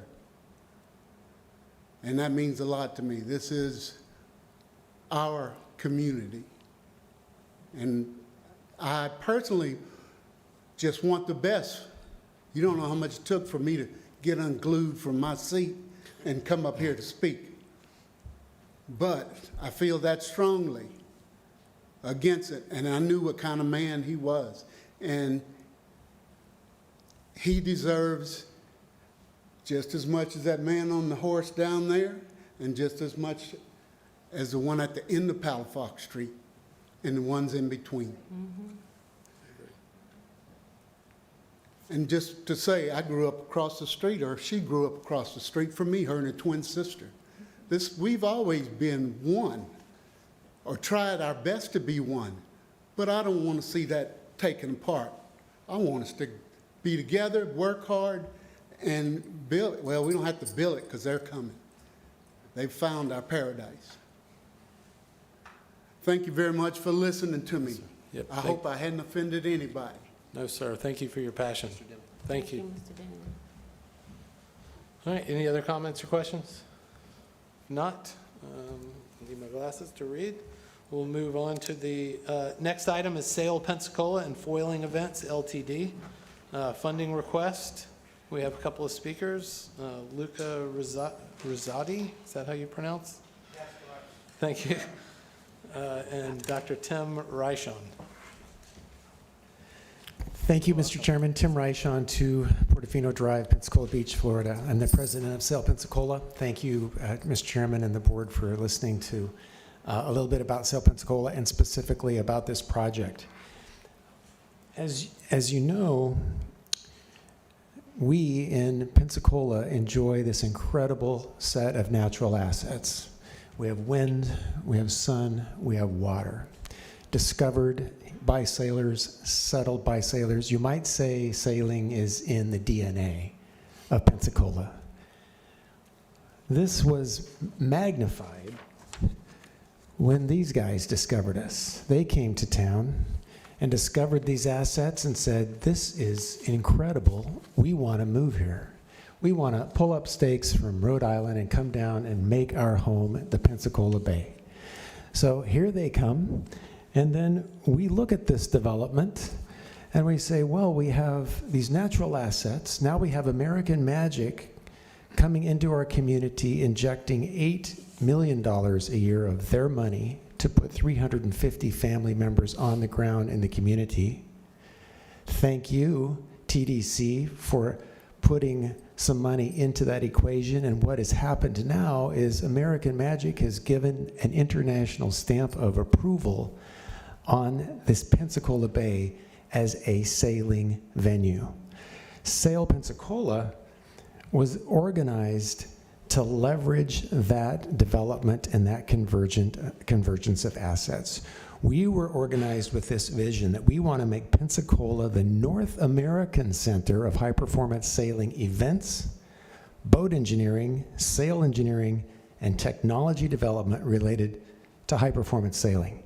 Now, our mission is more specific because we promote high-performance sailing, yes we do, but we also support recreational sailing, local competitive sailing, sailing technology, and very importantly, the economic development related to sailing on the Pensacola Bay. So we were organized as an orchestrator of the Pensacola Bay sailing ecosystem. We don't have a storefront, we don't have a product. We are here to execute on this opportunity to take these natural sailing assets, to take the American Magic stamp of approval, plus their injection of capital in this community, plus the TDC investment in bringing them here, and now we have Pensacola on the sale of that boat in Barcelona, getting that international stamp of approval. Now we exist and team up with the city, the county, Florida West, Pensacola Sports, PYC, UWF, PSC, and additional funding to create the High Performance Sailing Center of North America. We incorporated in February, Sail Pensacola incorporated in February as a 501c3 public charity to do this orchestration job. When looking at what American Magic brings to the community, though, and what the opportunity really is, it boils down to this. What's under that boat that allows it to get out of the water and fly at 60 miles an hour? That is what has redefined the America's Cup and other sailing competitions. And now we see those hydrofoils appearing on all sorts of watercraft. Let's start with racing watercraft. We've got it under wing surfers. We've got it under twin foil birdie fish models. We've got it under the Wasp class sailboat. We've got foils under the B-foil from France. We've got it under the Easy to Fly catamaran. And yes, there it is.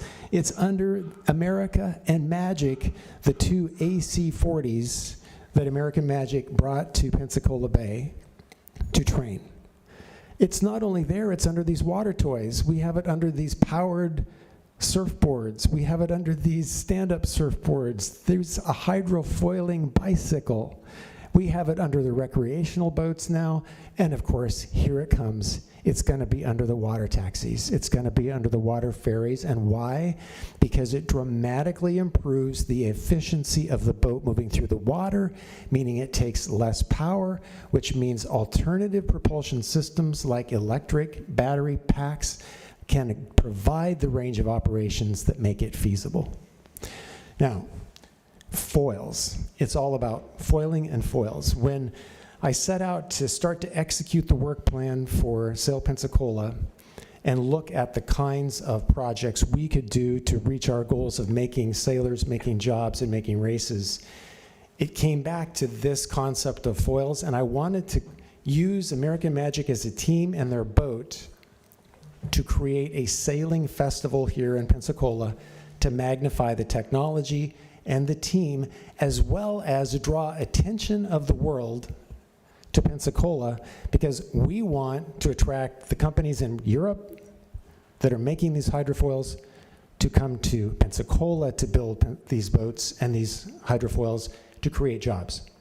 So an event that would have appeal to the industry, an event that would bring sailboat racers, an event that would be good for public consumption and draw people to Pensacola to see what this technology, that's what I had in mind.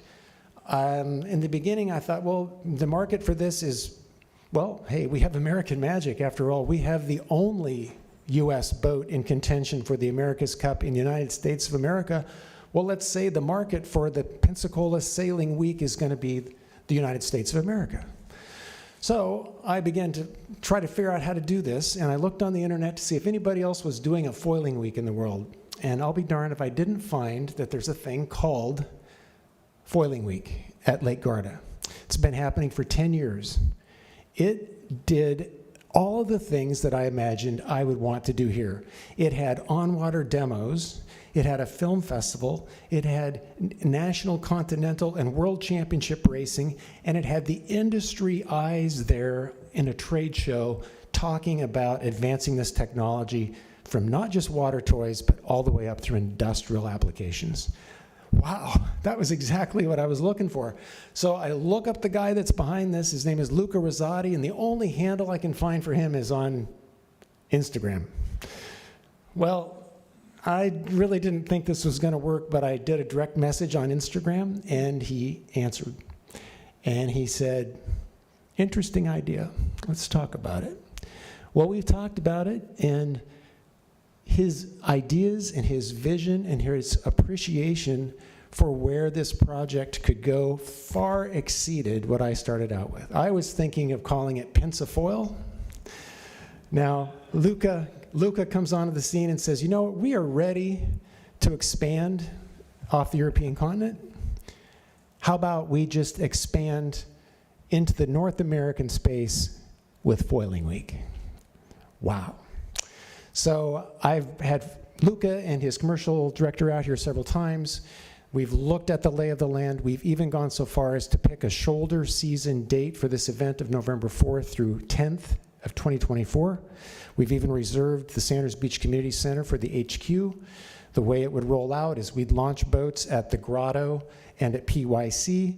The headquarters would be at Sanders Beach Community Center. The race course would be laid out with the turning mark in front of the Wahoo Stadium seawall, so that all of these foiling boats on every lap would come screaming up to the buoy and turn 180 degrees right in front of the crowd and head off at 30 miles an hour. We would have a consumer show where you can buy all of your soft goods and sail bags and your latest Helly Hansen branded gear, and we would have a film festival. Well, I brought Luca here to tell you about how this would be done. He's going to present the numbers for how this would be reeled out and what it will do for heads and beds in this community. This event, a 7-day event, will create an appreciable continental interest from North America and South America, because the only other venue for this is Lake Garda in Italy. So we have no competition in this sphere. I want to introduce Luca Rosati, and I'm going to start up his slide presentation here. Thank you. Luca, if you would just introduce yourself to the microphone. Thank you.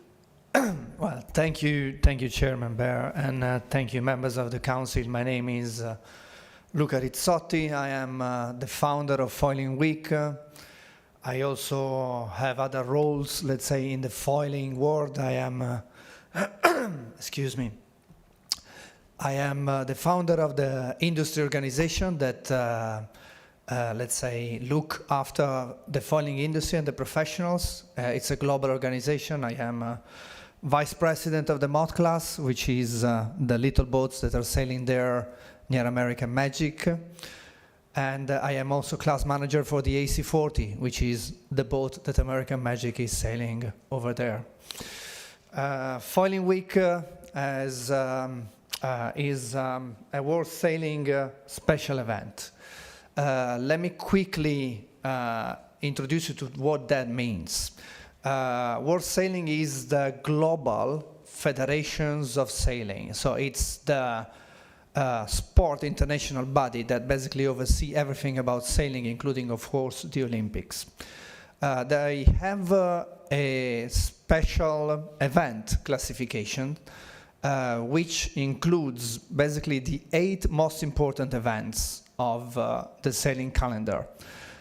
These events include, of course, the America's Cup, which of course you all know, includes the Ocean Race, SailGP, and includes also Foiling Week. If you want to draw a comparison, for example, in tennis, it would be equal to having the US Open, Wimbledon, Roland Garros. So we are in this category of 8, one of the 8 most important events in sailing in the world. What is very specific of this event, though, it's the majority of the sailing events are not famous for, let's say, inclusivity. They normally push more for exclusivity. One of the reasons why World Sailing gave us this World Sailing Special Event status was exactly that we were a community-based event. It's an event open to the public. And we made it specifically for widening the number of people that could come and enjoy foiling, making it possible for people to experience it. So it's not only a racing event, we have multiple classes. In Lake Garda last year, we celebrated our 10th anniversary. We had over 600 entries, it divided in 9 classes, racing at the same time on 4 different courses in the area. But it's also made of trials, so the public can come and try boats. And we do that with professional coaches assisted by boats, so with complete safety. We do conferences, so it is possible to understand what the state of the art of this industry and this niche of sailing is about. And it's not trimmed just for the very expert. It's something that is made for the public to understand. And we also have a more general exhibition where people can see the boats, touch the boats, and possibly try. Not only boats, but we also have boards. We have toys. You've seen from team presentations that foiling is made by many different elements, not only sailing boats. And the Foiling Week is not dedicated only to sailing. We have also boards like Kite and Wing, they are sailing, but we also have toys like the electric foil boards. We have motorboats to show, foiling motorboats to show how foiling is impacting the marine industry in general. Our plan, one thing that is very interesting for me when I came here, of course, is first of all the perfect conditions. Pensacola has basically a triangular 4 or 5 miles on each side, enclosed bay. Foiling loves flat water, and that's the very reason why American Magic picked this specific spot. It has a good wind condition, not too strong, not too small, perfect for foiling. And it's unknown to the rest of the world, and that's an interesting challenge for us. When I first heard about it, which it was honestly only because American Magic put the base here, and then I looked on the map, and I saw where it was. And when I came here, I realized the reason for it. It is clear that this has the potential to become a very important sailing location. And we can certainly be part of this process, helping classes and sailing to come in this place. Why sailing is important also for Pensacola on the other side? Because events like these, especially where they are made by multiple classes, showcase the landscape and the sea and whatever you have here in the best possible way. There are cameras and videos and recording happening from every side, from land, from sea, from drones, and it is possible to see. And of course, we don't see in our videos only the sailing boats or the boards, but we see the city, we see the shores, we see the public, we see the interaction. We made, we made a plan, and the plan is a 4-year plan, which starts next year, November 4 to 10, as we mentioned, soon after the America's Cup. So ideally, we will see American Magic coming back with a nice silverware cup. And the event will be made by foiling boats, boards, toys, motorboats, conferences, and exhibitions. What are we adding every year, and why this will work well in making this event bigger and bigger every year? The idea is, and that will work, of course, towards heads and beds, which is, of course, important, is to add every year a better layer of, let's say, sport trophy by making, well, first year will be, let's say, let's get together and try out this place. On the second year, we will add national championships for each classes. Then on the third year, we will add continental championships, and on the fourth year, we will have world championships.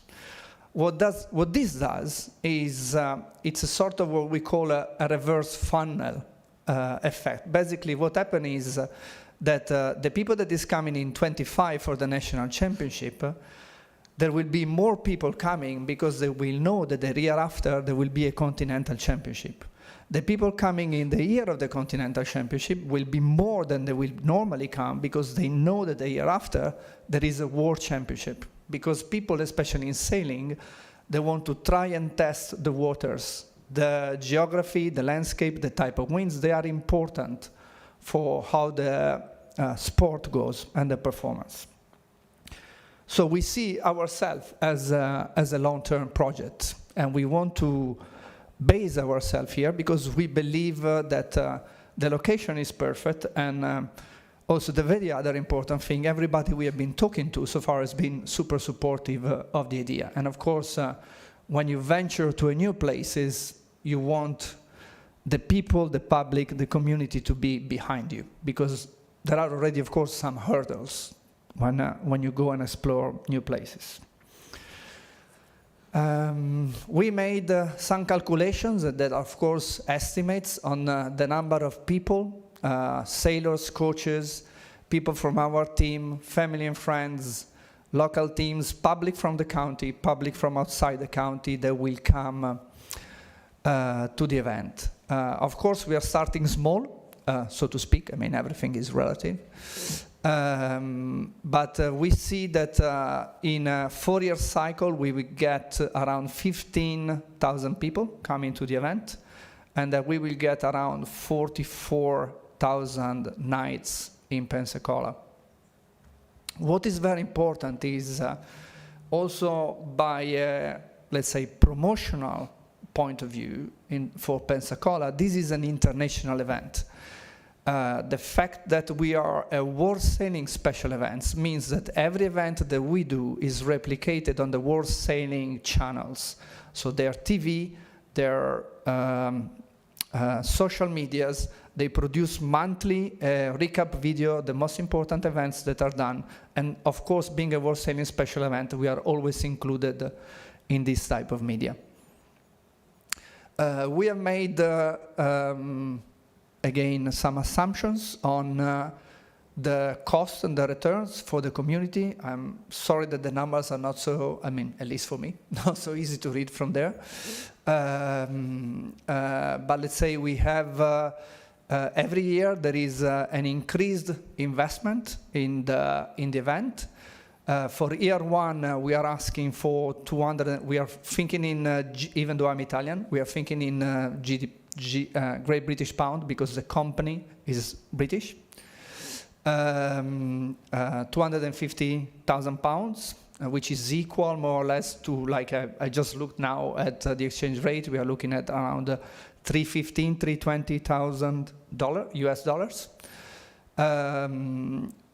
While we have a direct economic impact of 1 million on year one, that becomes 1.7 million on year 2, 3 million on year 3, and then 5.6 million on year 4.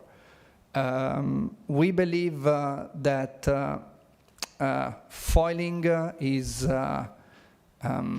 maturing in the US. It's attracting more and more interest. American Magic certainly being an important element of promotion. And we think with an event like this, we can attract lots of people to come to Pensacola as well. It is just the very last thing. It is we foresee doing not only racing during the days, which let's say the normal kind of racing, but we are working to do also, aside from the film festival, which can of course run in the morning or in the evening late for the people, but we also foresee doing some exhibitions of,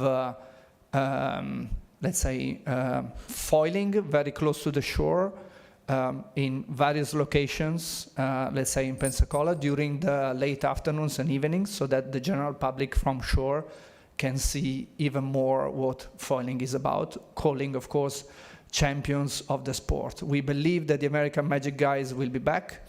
Let's say most of the American Magic sailing team I know directly. Tom and Goody, they sail on moths, and if they're back, they will be back on the boats and they will be at Foiling Week 100%, as they've been multiple times on Lake Garda.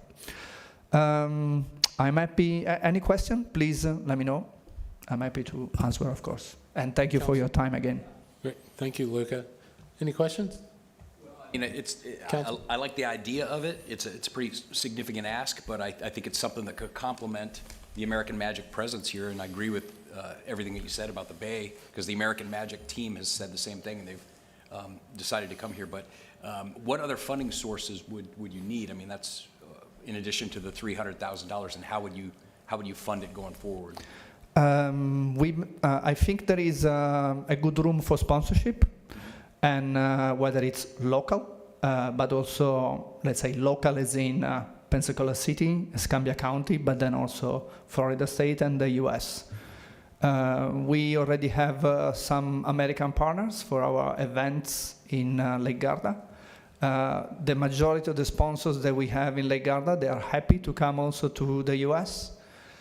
So I think by exploiting that, we can raise some further budgets. And then it will depend also on the number of, let's say, extra events within the event that we can organize here. The film festival is one. It can attract its own sponsorship. With the trials and with one-to-one special sessions, like let's say that you can have a dinner with Tom Slingsby and Paul Goodison. That's an extra thing. I mean, there's many ways to involve not only the public, but of course also corporations with hospitality, VIP hospitality. We can bring them on board. There's many vessels here in Pensacola that do let's say, cruises that can take the public out there. We can add commentary to that. We will have a TV production, of course, and videos of the events.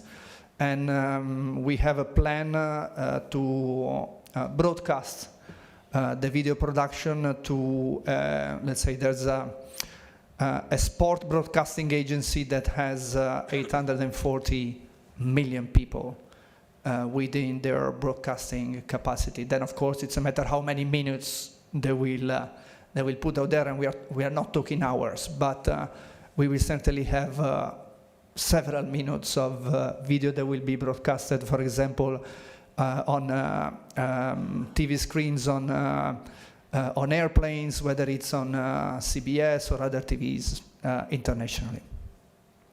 Thank you for your question, anyway. Yes, sir. Right. Any other comments or questions? Ronnie? Where are you guys based out of? What country are you based out of Italy? Or where's this company out of? The company is out of UK. Okay, thank you. Questions or comments? So I have a comment. Is this the request that the funding, is that for just 1 year commitment, or is that if we were to fund this $315,000, is that for a commitment to come and do this for all 5 years that you were showing? No, the request is for the first year. For the first year? Yes. So if we did commit to the first year, yeah, would you be coming back for future years for more support in order to come back here? Yes,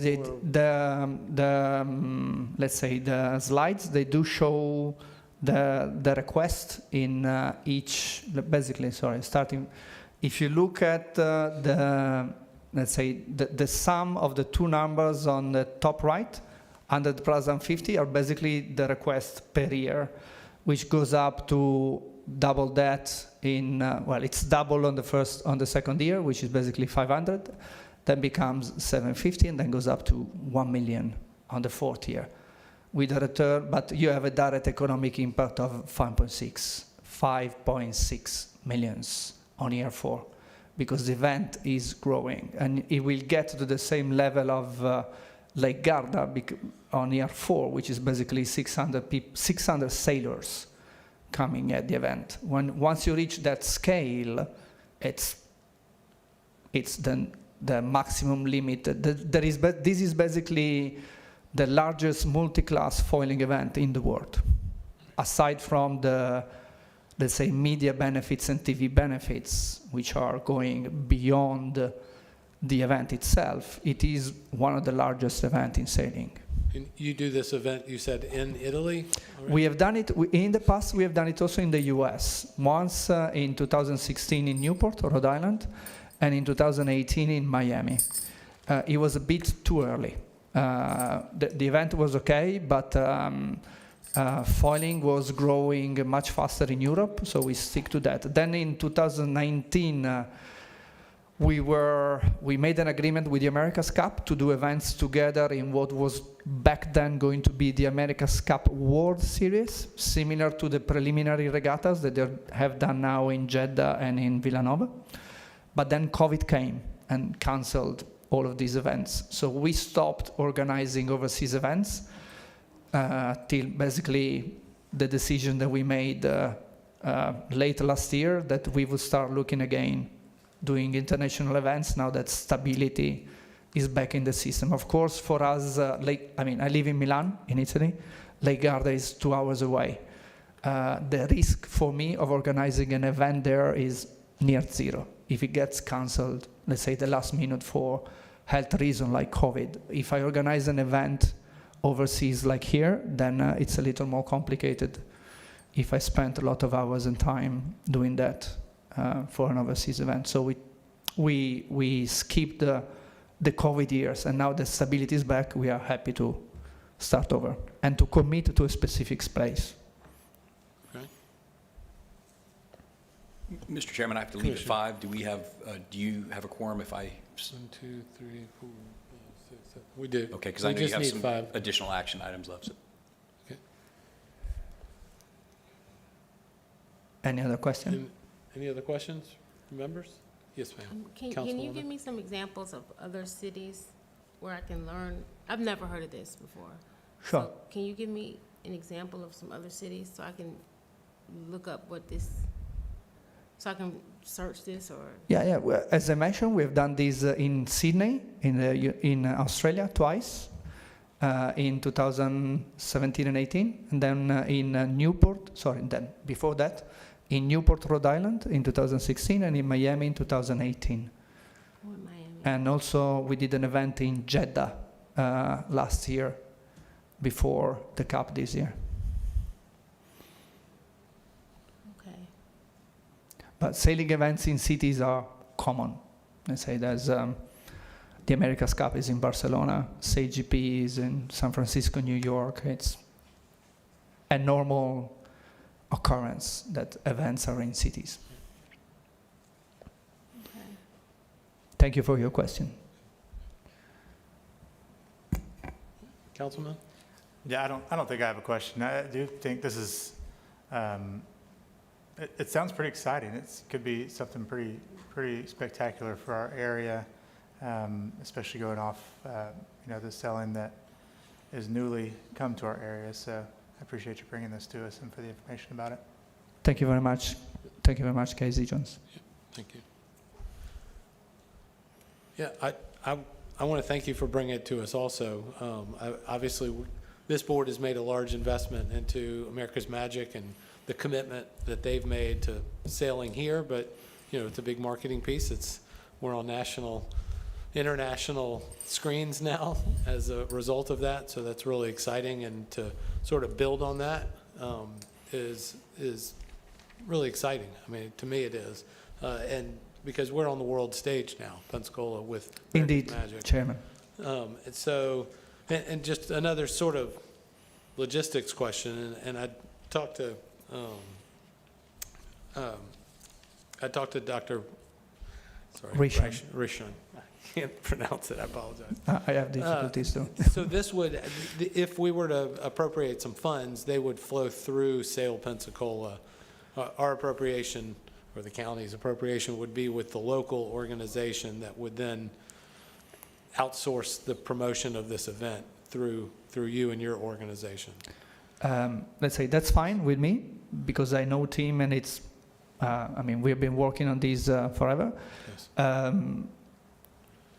But I just want to say that it is unusual, meaning that if you will have other events coming like the Cup or CGP knocking on your doors, they will want a direct alignment with the TDC or the city. It is not frequent that there is a third party. I'm totally happy with this third party because the relationship was built with Sale Pensacola and Dr. Tim Rishon, but I'm just saying that it's not usual to do it this way. Okay. But we will be happy with this way. It's not usual, or it's unusual for us to get requests from international companies as well, non-domestic companies. I understand that, Chairman. I appreciate that. So yeah, so it's, we believe. Happy to build the trust, and Yes, let's see how we go. Yes, I think that's a great idea.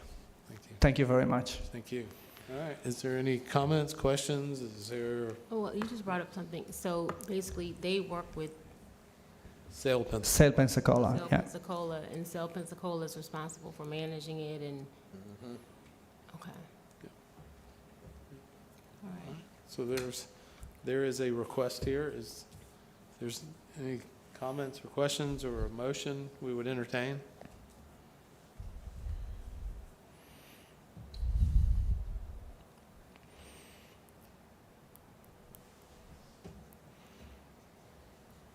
Is there a motion from anyone?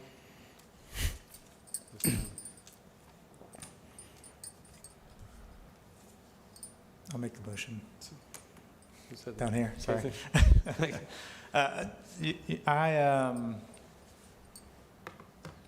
I mean, this is pretty new to me, so but I think that this is, could have a huge economic impact, and I think I'm willing to commit to this first year, so I would like to make a motion to approve. To support them at To support- yeah, $315,000? sorry. Yes, to It's support the 300 $315,000 allocation of TDT. All right, so we do have a motion from Councilman Jones. Is there a second? I'll second it. So we have a second from Shirley Cronley. Is there any debate or discussion among the board? Not? At this time, we'll open it. I Oh, do. yes, ma'am. Like, how are we, this is so new to me, so if I'm asking questions that just seem very naive, just work with me. How does this board measure success for things like this? That's question one. And next year, would this be something that we're funding every year or expected to fund every year? And I see these numbers here, even though they're not in dollar amount, but no, I'm not even gonna lie, I don't know how to convert it. So, is this something that we would be expected to put towards every year? And it just grows, or is this a one-time thing that they just need getting off the ground and they can carry it on themselves from then, or what? I can, or why I support it. One, because America's Magic, the strength of it. We don't fund, we can only commit for 1 year. So there's not an assurance, but we can look after that 1 year that we make the commitment and we see the value it is to the community and where we're going with it. And I think that I'd be willing because, and the key for me is America's Magic and the strength of what it brings to the area, that they have chosen our area to showcase. I'm hopeful that it could happen. I do hope that you could get involved with Pensacola Sports and they be part of this because they are the sporting event element of our community. And I just believe very strongly that they should be very much involved in what's going on. And we understand you've done this before and it's your event, but they are also experts in our community. So that's why I am in favor of it. Okay, is there any kind of, again, I'm very new to this, but is there any kind of like letter of support from the organizations we're familiar with? Like maybe with American Magic, that they want to partner with this company or? Sorry if I can. other ones? Yes, We please. are a world sailing special event. That's the highest level of support you can have in the sport of sailing. Basically, the World Organization of Sailing is saying you are one of the 8 most important sailing events I mean, in the I- world. I hear you and them. Say again? I hear you and I hear what you're saying, they're saying. Yeah. But I'm just not familiar with it. So I was asking if dealing with the things that I am familiar with, Yeah. maybe if American Magic could show some letter of support, like, you know, we know what this is and we would encourage you, you know, the things that we have decided to invest in. I mean, we obviously don't have that today. Yeah. And only because all this is, I've never heard of this. So, I think certainly moving forward, I certainly think that they would partner with those types of events, and I think that they would show some sort of return on this next year when they come back before, because we can only, like she said, we can only do it 1 year. Go ahead, please. Sorry, I forgot because it just escaped my mind. American Magic has expressed interest to participate in the event with the GC32s, which are boats that they currently have in Building 9 that they use for training with the youth and the women. Great. thank you. So they already expressed interest in this specific event. And I think I'll add to, one of your questions was how we would measure the success, I guess, and I think the economic impact to the area. You know, Heads and beds that weekend. Yeah, Yeah. heads and beds is one of, Yeah. how much TDT does it bring in? Right. And see if it's. Yeah, that's easy. Easy something that's stuff. worth- That's yeah. easy peasy. Tim? If I could say, we would use the standard metrics from Visit Pensacola. So we basically use the very same heads and beds approach, the standard economic impact analysis, and that's where the modeling came from as well to come up with those numbers. So it's pretty much industry standard stuff. It's what you're used to seeing in terms of return on investment. And then from a endorsement standpoint, if it would be helpful, I would be happy to provide a letter of resolution from my board at Sail Pensacola saying we support this and we're happy to be the FI on this project. Thank you. Thank you. Also, just on the results and the KPIs properly, you have expressed, it is important to understand that year 1 is year 1, and events like this, they grow over a number of years. When we started Foiling Week on Lake Garda, we were 60 people on year 1. We are now 600. So it takes time, especially year 1 is normally the year where people just go, oh, okay, that event exists. But after year 2 and 3 and 4, we will really see the growth. So it is, we are, let's say, betting on this, but it is important without a commitment now, of course. That we come back to you in a year, of course, but it is important to understand that this is a long-term plan. Yeah. Yeah, and I would Thank you, assume, Mr. Chairman. I would assume since you've created this event, and it's been going on for years in different cities around the world, that there's a following for the event. You have these folks who are into the foiling, that participate in that industry and that sport, that you have probably a pretty deep, we used to call them Rolodexes, but a list of folks, a database of people that you can already reach out to at a market that you're going to do the event in Pensacola to get a built-in audience to bring here. Absolutely, yes. Yeah. And I know a lot of the events, Visit Pensacola is one, and ACE through Fufu Fest is another, and others that do the visitor interface surveys to get an economic impact of the tourism dollars to show that. I would strongly recommend that with these funding this funding, they're pretty reasonably priced. ACE does it through the Haas Center, Visit Pensacola does it through St. Germain. Thank you. One last thing, and it's been a long time since I've said this on this board. I've been on this board for a long time. I'm very thankful to serve on this board, and so I haven't said this in a long time, but make sure that these types of events are marketed to West Pensacola.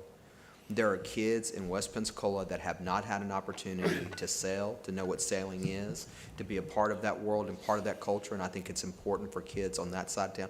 I love you guys from the east side, and I know all y'all been sailing, but kids on the west side don't get opportunity. Thank you guys so much. Thank you. Thank you very much. All right, so we have a motion and a second. Is there any further discussion among the board? If not, I'll open it up to the floor. Does anyone from the general public wish to speak today? Tom, please come on down. Introduce yourself again, please. Tom Jardine, 1112 V. DeLuna. If nothing else, it gives me a chance to stretch my legs for a second because I've been sitting there for like 2 hours. I'm not against anybody's project, but again, this board is way too Pensacola-centric. Pensacola Beach brings in, the lion's share of the tourist development taxes, and you guys are stingy funding our beach. And every new idea that comes along, especially if it's in Pensacola, you guys are all for it. There's not one member on that council that represents Pensacola Beach, and Pensacola Beach brings in all the money. That's all I have to say about it. Thank you, Tom. Yes. Just speaking to that, Pensacola Beach actually has the premier launch spots for many of the foiling craft that will be at this festival. It is without a doubt that we will commandeer, if you will, Quietwater, Park West, and probably even invade Portofino to be able to launch all of the foiling watercraft that we intend to put on the water in that 7-day period. So Pensacola Beach, I've been working with the chamber already out there, helping them understand the potential of this. Several of them met with Luca when he was here last time. We are fully committed to not engaging them on just the surface as some kind of be nice thing. The fact of the matter is, they are an essential piece of the ecosystem that makes this really an amazing venue. So thank you. We are going to involve Pensacola Beach in this event. Great. Thank you. Yep. Ted, please introduce yourself, sir. Ted Ent, 15 North Sunset. As you all know, I represent the largest collection of hotel rooms in Escambia County, and they're all on the beach. Of all the things I've heard presented in at least the last few years, this is one of the most perfect fits I've seen to drive room revenue. This is a great opportunity, I think, for our community.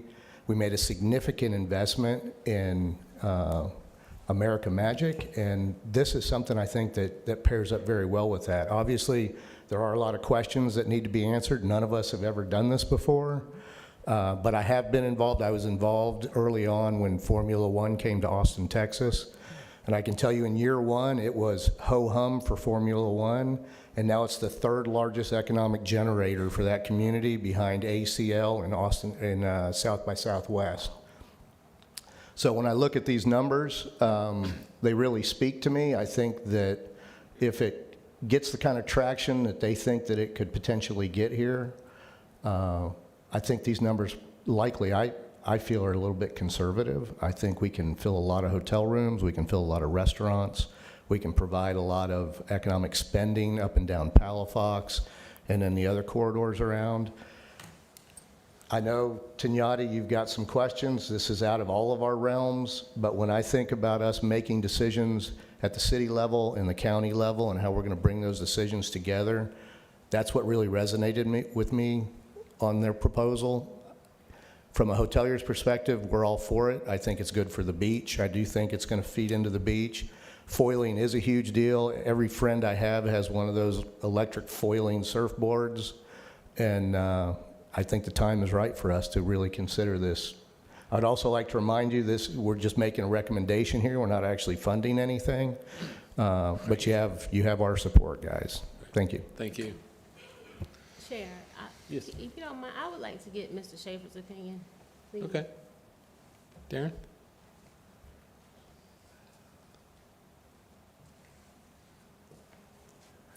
So I've had the opportunity to work with Tim and Luca. I've met with them a couple times talking about the Pensacola area as a destination for something like this. And,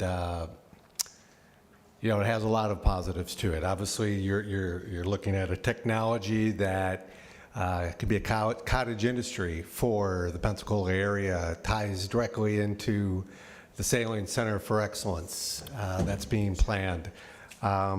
In fact, that they're looking at an event that is multiple days, that is week-long. You know, those are all positives. The fact that the opportunity to bring international visitation for this is significant. And again, that's really going to change us as a destination and how it's perceived within that sport, but the industry that supports it. So there's a lot of positives. I'm just seeing this for the first time, so I haven't had a chance to look through the numbers. I'd like to do that to give you an opinion on the return, because it is, as you know, my ask may have been a little low. This is a significant ask, so we're going to invest these dollars. I want to make sure that that's something that we can support and share with you. The time frame is in November, which, if I'm correct, is right over Foo Festival, the homecoming, a number of events. So while it overlaps them, it's also the best time to bring people to Pensacola. I mean, there's just so much going on. So for people, visitors, to make a great experience out of coming to Foiling Week, I don't know if you could ask for a better time. So Foiling I'm is looking forward to seeing more of this information. But I know from speaking with Luca, I mean, his involvement in the sport and his commitment, you know, he's a top-notch facilitator of that. Thank you. Thank you, that helped a Yes, lot. And also the reminder that it still has to go before the county, Yep. so I can lend my support this time. Okay, great. Is there any other public comment? Yes, Meg? Good afternoon. I'm Meg Peltier, and I'm President and CEO of the Pensacola Beach Chamber of Commerce. I had not intended to speak today. However, I have had many conversations with Dr. Rushing, and we actually invited Tom Pace to our most recent business breakfast that we have at the Chamber. We had over 50-plus members come out for it, and he talked all about sailpensacola.org, the impact of American Magic, and the reception on the beach was very positive. People were very excited about this. The opportunities for restaurants and bars to capitalize and have economic benefit from all these people that we believe will come to this, especially internationally. There was one concern, and that is the infrastructure.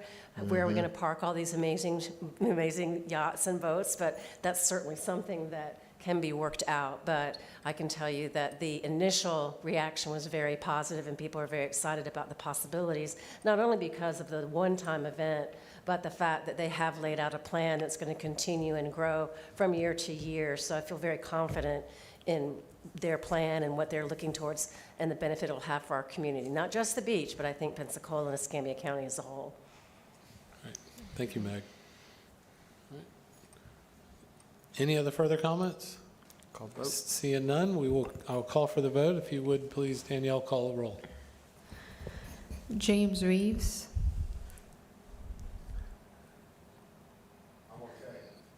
Here. Shirley Cronley. Yes.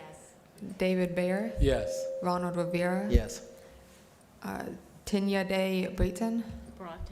Broughton. Sorry. And Casey Jones. Yes. Great. So the motion passes. Thank you. Thank you so much. We appreciate you presenting today. Thank you for your time. All right, next item on the agenda is the election of chairman and vice chairman. It's that time of year again. This time every year we do an election, and I guess I will open the floor for nominations. I don't know how. Are you going to guys do them one? You want to do them one at a time, Mr. Chairman? Yeah, let's do them one at a time. I'm going to make a motion at this time to support your continued effort as chairman here. David, I think you've done an incredible job leading this board and leading this council. We're very thankful for your leadership, so I'm going to make a motion to support you moving forward as the chairman. I second it. Well, thank you both. The nominations are still open. Is there nomination from anyone, for anyone else? No? Okay, well, so there's a motion. Congratulations. Well, there's a motion and there's a second. Do you still want to do the paper vote? Yeah, I don't think we need to do the Okay, paper okay, since okay. there's only one person Yeah, nominated. okay.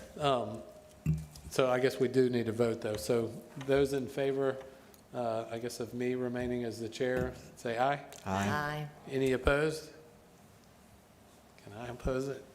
You don't get that opportunity. No. All right, thank you all. All right, next item is the election of the vice chair. Nominations are open. Is there a nomination?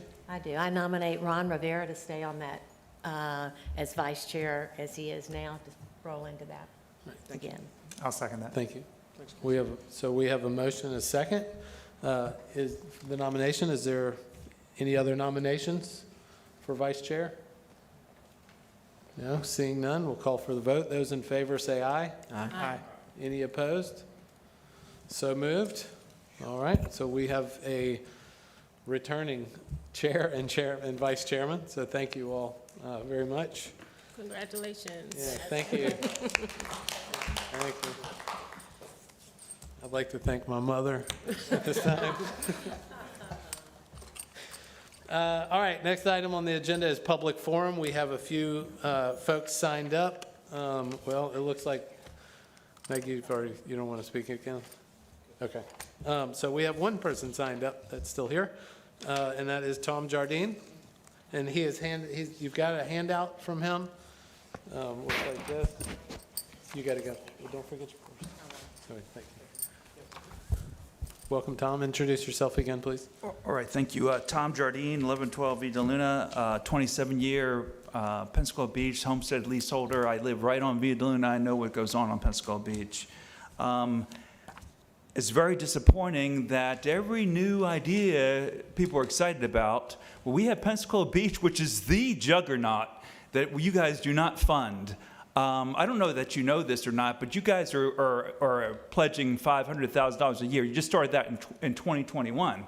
That was a month after the commissioners misappropriated a $3.355 million FEMA grant that was supposed to be for sand replenishment on Pensacola Beach. You can watch it on their March 25th, 2021 meeting. They misappropriated it over a $3.5 million FEMA grant, basically, that was for sand replenishment. And so you guys are offering $500,000 a year. You're not going to make up for the $3.5 million that we lost for 7 years. So you guys aren't funding anything for sand replenishment, in my opinion. The Pensacola Beach leaseholders paid for the last round of sand replenishment. We paid for the last trolleys. We're paying for these trolleys. I respectfully disagree with you, Mr. Baer, about that Florida statute. I didn't see anywhere where it said you could not fund those tourism trolleys with our statute. It's a service. You know, and that's in the darn statute that we can fund a service with the primary purpose of tourism, promotion of tourism. And buying the trolleys is integral to that service. But you guys are very happy to fund anything else that just comes, American Magic. I watched it as Collier Merrill and Tom Pace came in here, and you guys, they walked out with a pledge for $500,000 for that year. You guys are pledged to pay for the service of the trolley, $250,000 1 year next year. Not even this year we came in to ask for it. So you're not paying for Pensacola Beach like you should. And that is the tourism generator. I brought in a little packet for you guys. You guys are actually failing the citizens on almost every metric that I can measure. This is your last meeting, which wound up being on October 16th. Mr. Casey was confused by it. I was confused by it. All your meetings this year have been, the dates keep changing. It was originally scheduled for October 10th. Then it went to October 17th and October 16th, finally. You guys are changing these dates constantly. This is one of the few meetings this year that you guys gave us the right date. There's no citizen input. You guys are more restrictive than you need to be. I read the Florida statutes, too. You guys are more restrictive than you need to be on those statutes. You guys said yourself that we're mowing the landscaping on Pensacola Beach for tourism, but you didn't want to pay for it out of the tourist development taxes. Even though the Auditor General said we could. And same with the marine services. That's one of the main things people come for is that, you guys aren't responsible for all these people who are coming, and Visit Pensacola is not responsible for all these people who are coming to this area. It's our waterways, it's our sand, and we're not putting any money back into those things. We had tourists come here years before there was a Visit Pensacola, I guarantee you. And now we have better bridges and air, social media, etc. Of course we have more people coming. More people coming everywhere. This is an example of the sacrifice that the citizens are making. We gave away, basically, to Innisfree hotels, clandestinely, a beautiful Casino Beach property, 2,755 square foot, previously unleased Casino Beach property, right after Hurricane Sally, when nobody was even aware what was going on. We sold it to them for $8,500, $3 a square foot, to facilitate a brand new private high-rise hotel. I don't know how many sweetheart deals we gave. I only have 3 minutes. I don't have enough time to talk about all the sweetheart deals that were given to Innisfree. But to fund this hotel right on Casino Beach. So this is the sort of sacrifice the citizens are making for tourism, and you guys are sending all the money into advertising and not bringing any money back to the citizens. Here's Visit Pensacola's, a couple slides from them, the next 2 slides. And this was an example of how they are, how we're reaping benefits from Visit Pensacola, from $10 million going to Visit Pensacola every year.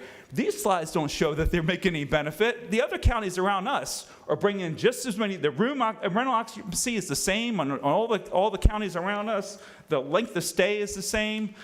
I think we're wasting our money when we should be. Pensacola Beach, we're not diversified. When it rains, there's nothing for anybody to do out there. Our environment, we're pouring 1 million gallons of effluent into Santa Rosa Sound every day. Every day, 1 million gallons. All of our stormwater is going into Santa Rosa Sound on Pensacola Beach, and it rains all the time. We let all the beaches on the sound side get eroded away because we didn't spend any money to replenish those. So now there's no public beach on the sound side. I mean, I could go on and on. We're running down. You guys keep bringing more. We can't pay for the Bob Sykes Bridge. There's no money to pay for that Bob Sykes Bridge. The citizens paid for Via de Luna, and we leveraged the Bob Sykes Bridge to do it. We still have to pay. We're not going to pay down that loan until 2031. I don't think we have any money for that Bob Sykes Bridge. So tourism is definitely not paying for itself. The way you guys are running our tourism industry. I know I've gone over. Thank you for the extra time. Yes, sir. Okay. Thank you, Tom. Chair, just real quick, I would just like to say, I'm new to this, but I also believe in listening to citizen input, and, it's their dollars. So we have to be responsible and compassionate enough to hear what they have to say. So I don't exactly know everything that he was referring to, but it seems like it's been an issue for a long time.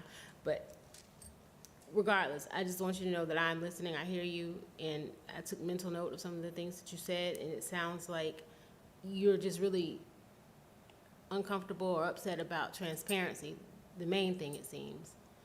And I would hope that we can do better about giving notice about meetings, and we can do better about putting out agendas, I guess, things to help you be able to know what's going on with your money. And that's the only thing I can really respond to at this point, but I just want you to know that you've been heard. Thank you. All right, well, we've come to the end of our agenda. Do any of the TDC members have any closing remarks? Y'all have a good Christmas. Okay. Good. Councilman? I'd just like to say happy holidays. Thanks for everything. Thanks for all the partners that are involved in tourism. It's been a great year for Escambia County, for City of Pensacola, and I hope next year is even better. Thank you, Chairman. Thank you. All right, and I just want to thank everybody for coming today and these exciting projects. And we'll just continue to move forward, move our community forward, and grow our tourism. So thank you all for your interest and everyone being here today. Happy holidays. Meeting adjourned.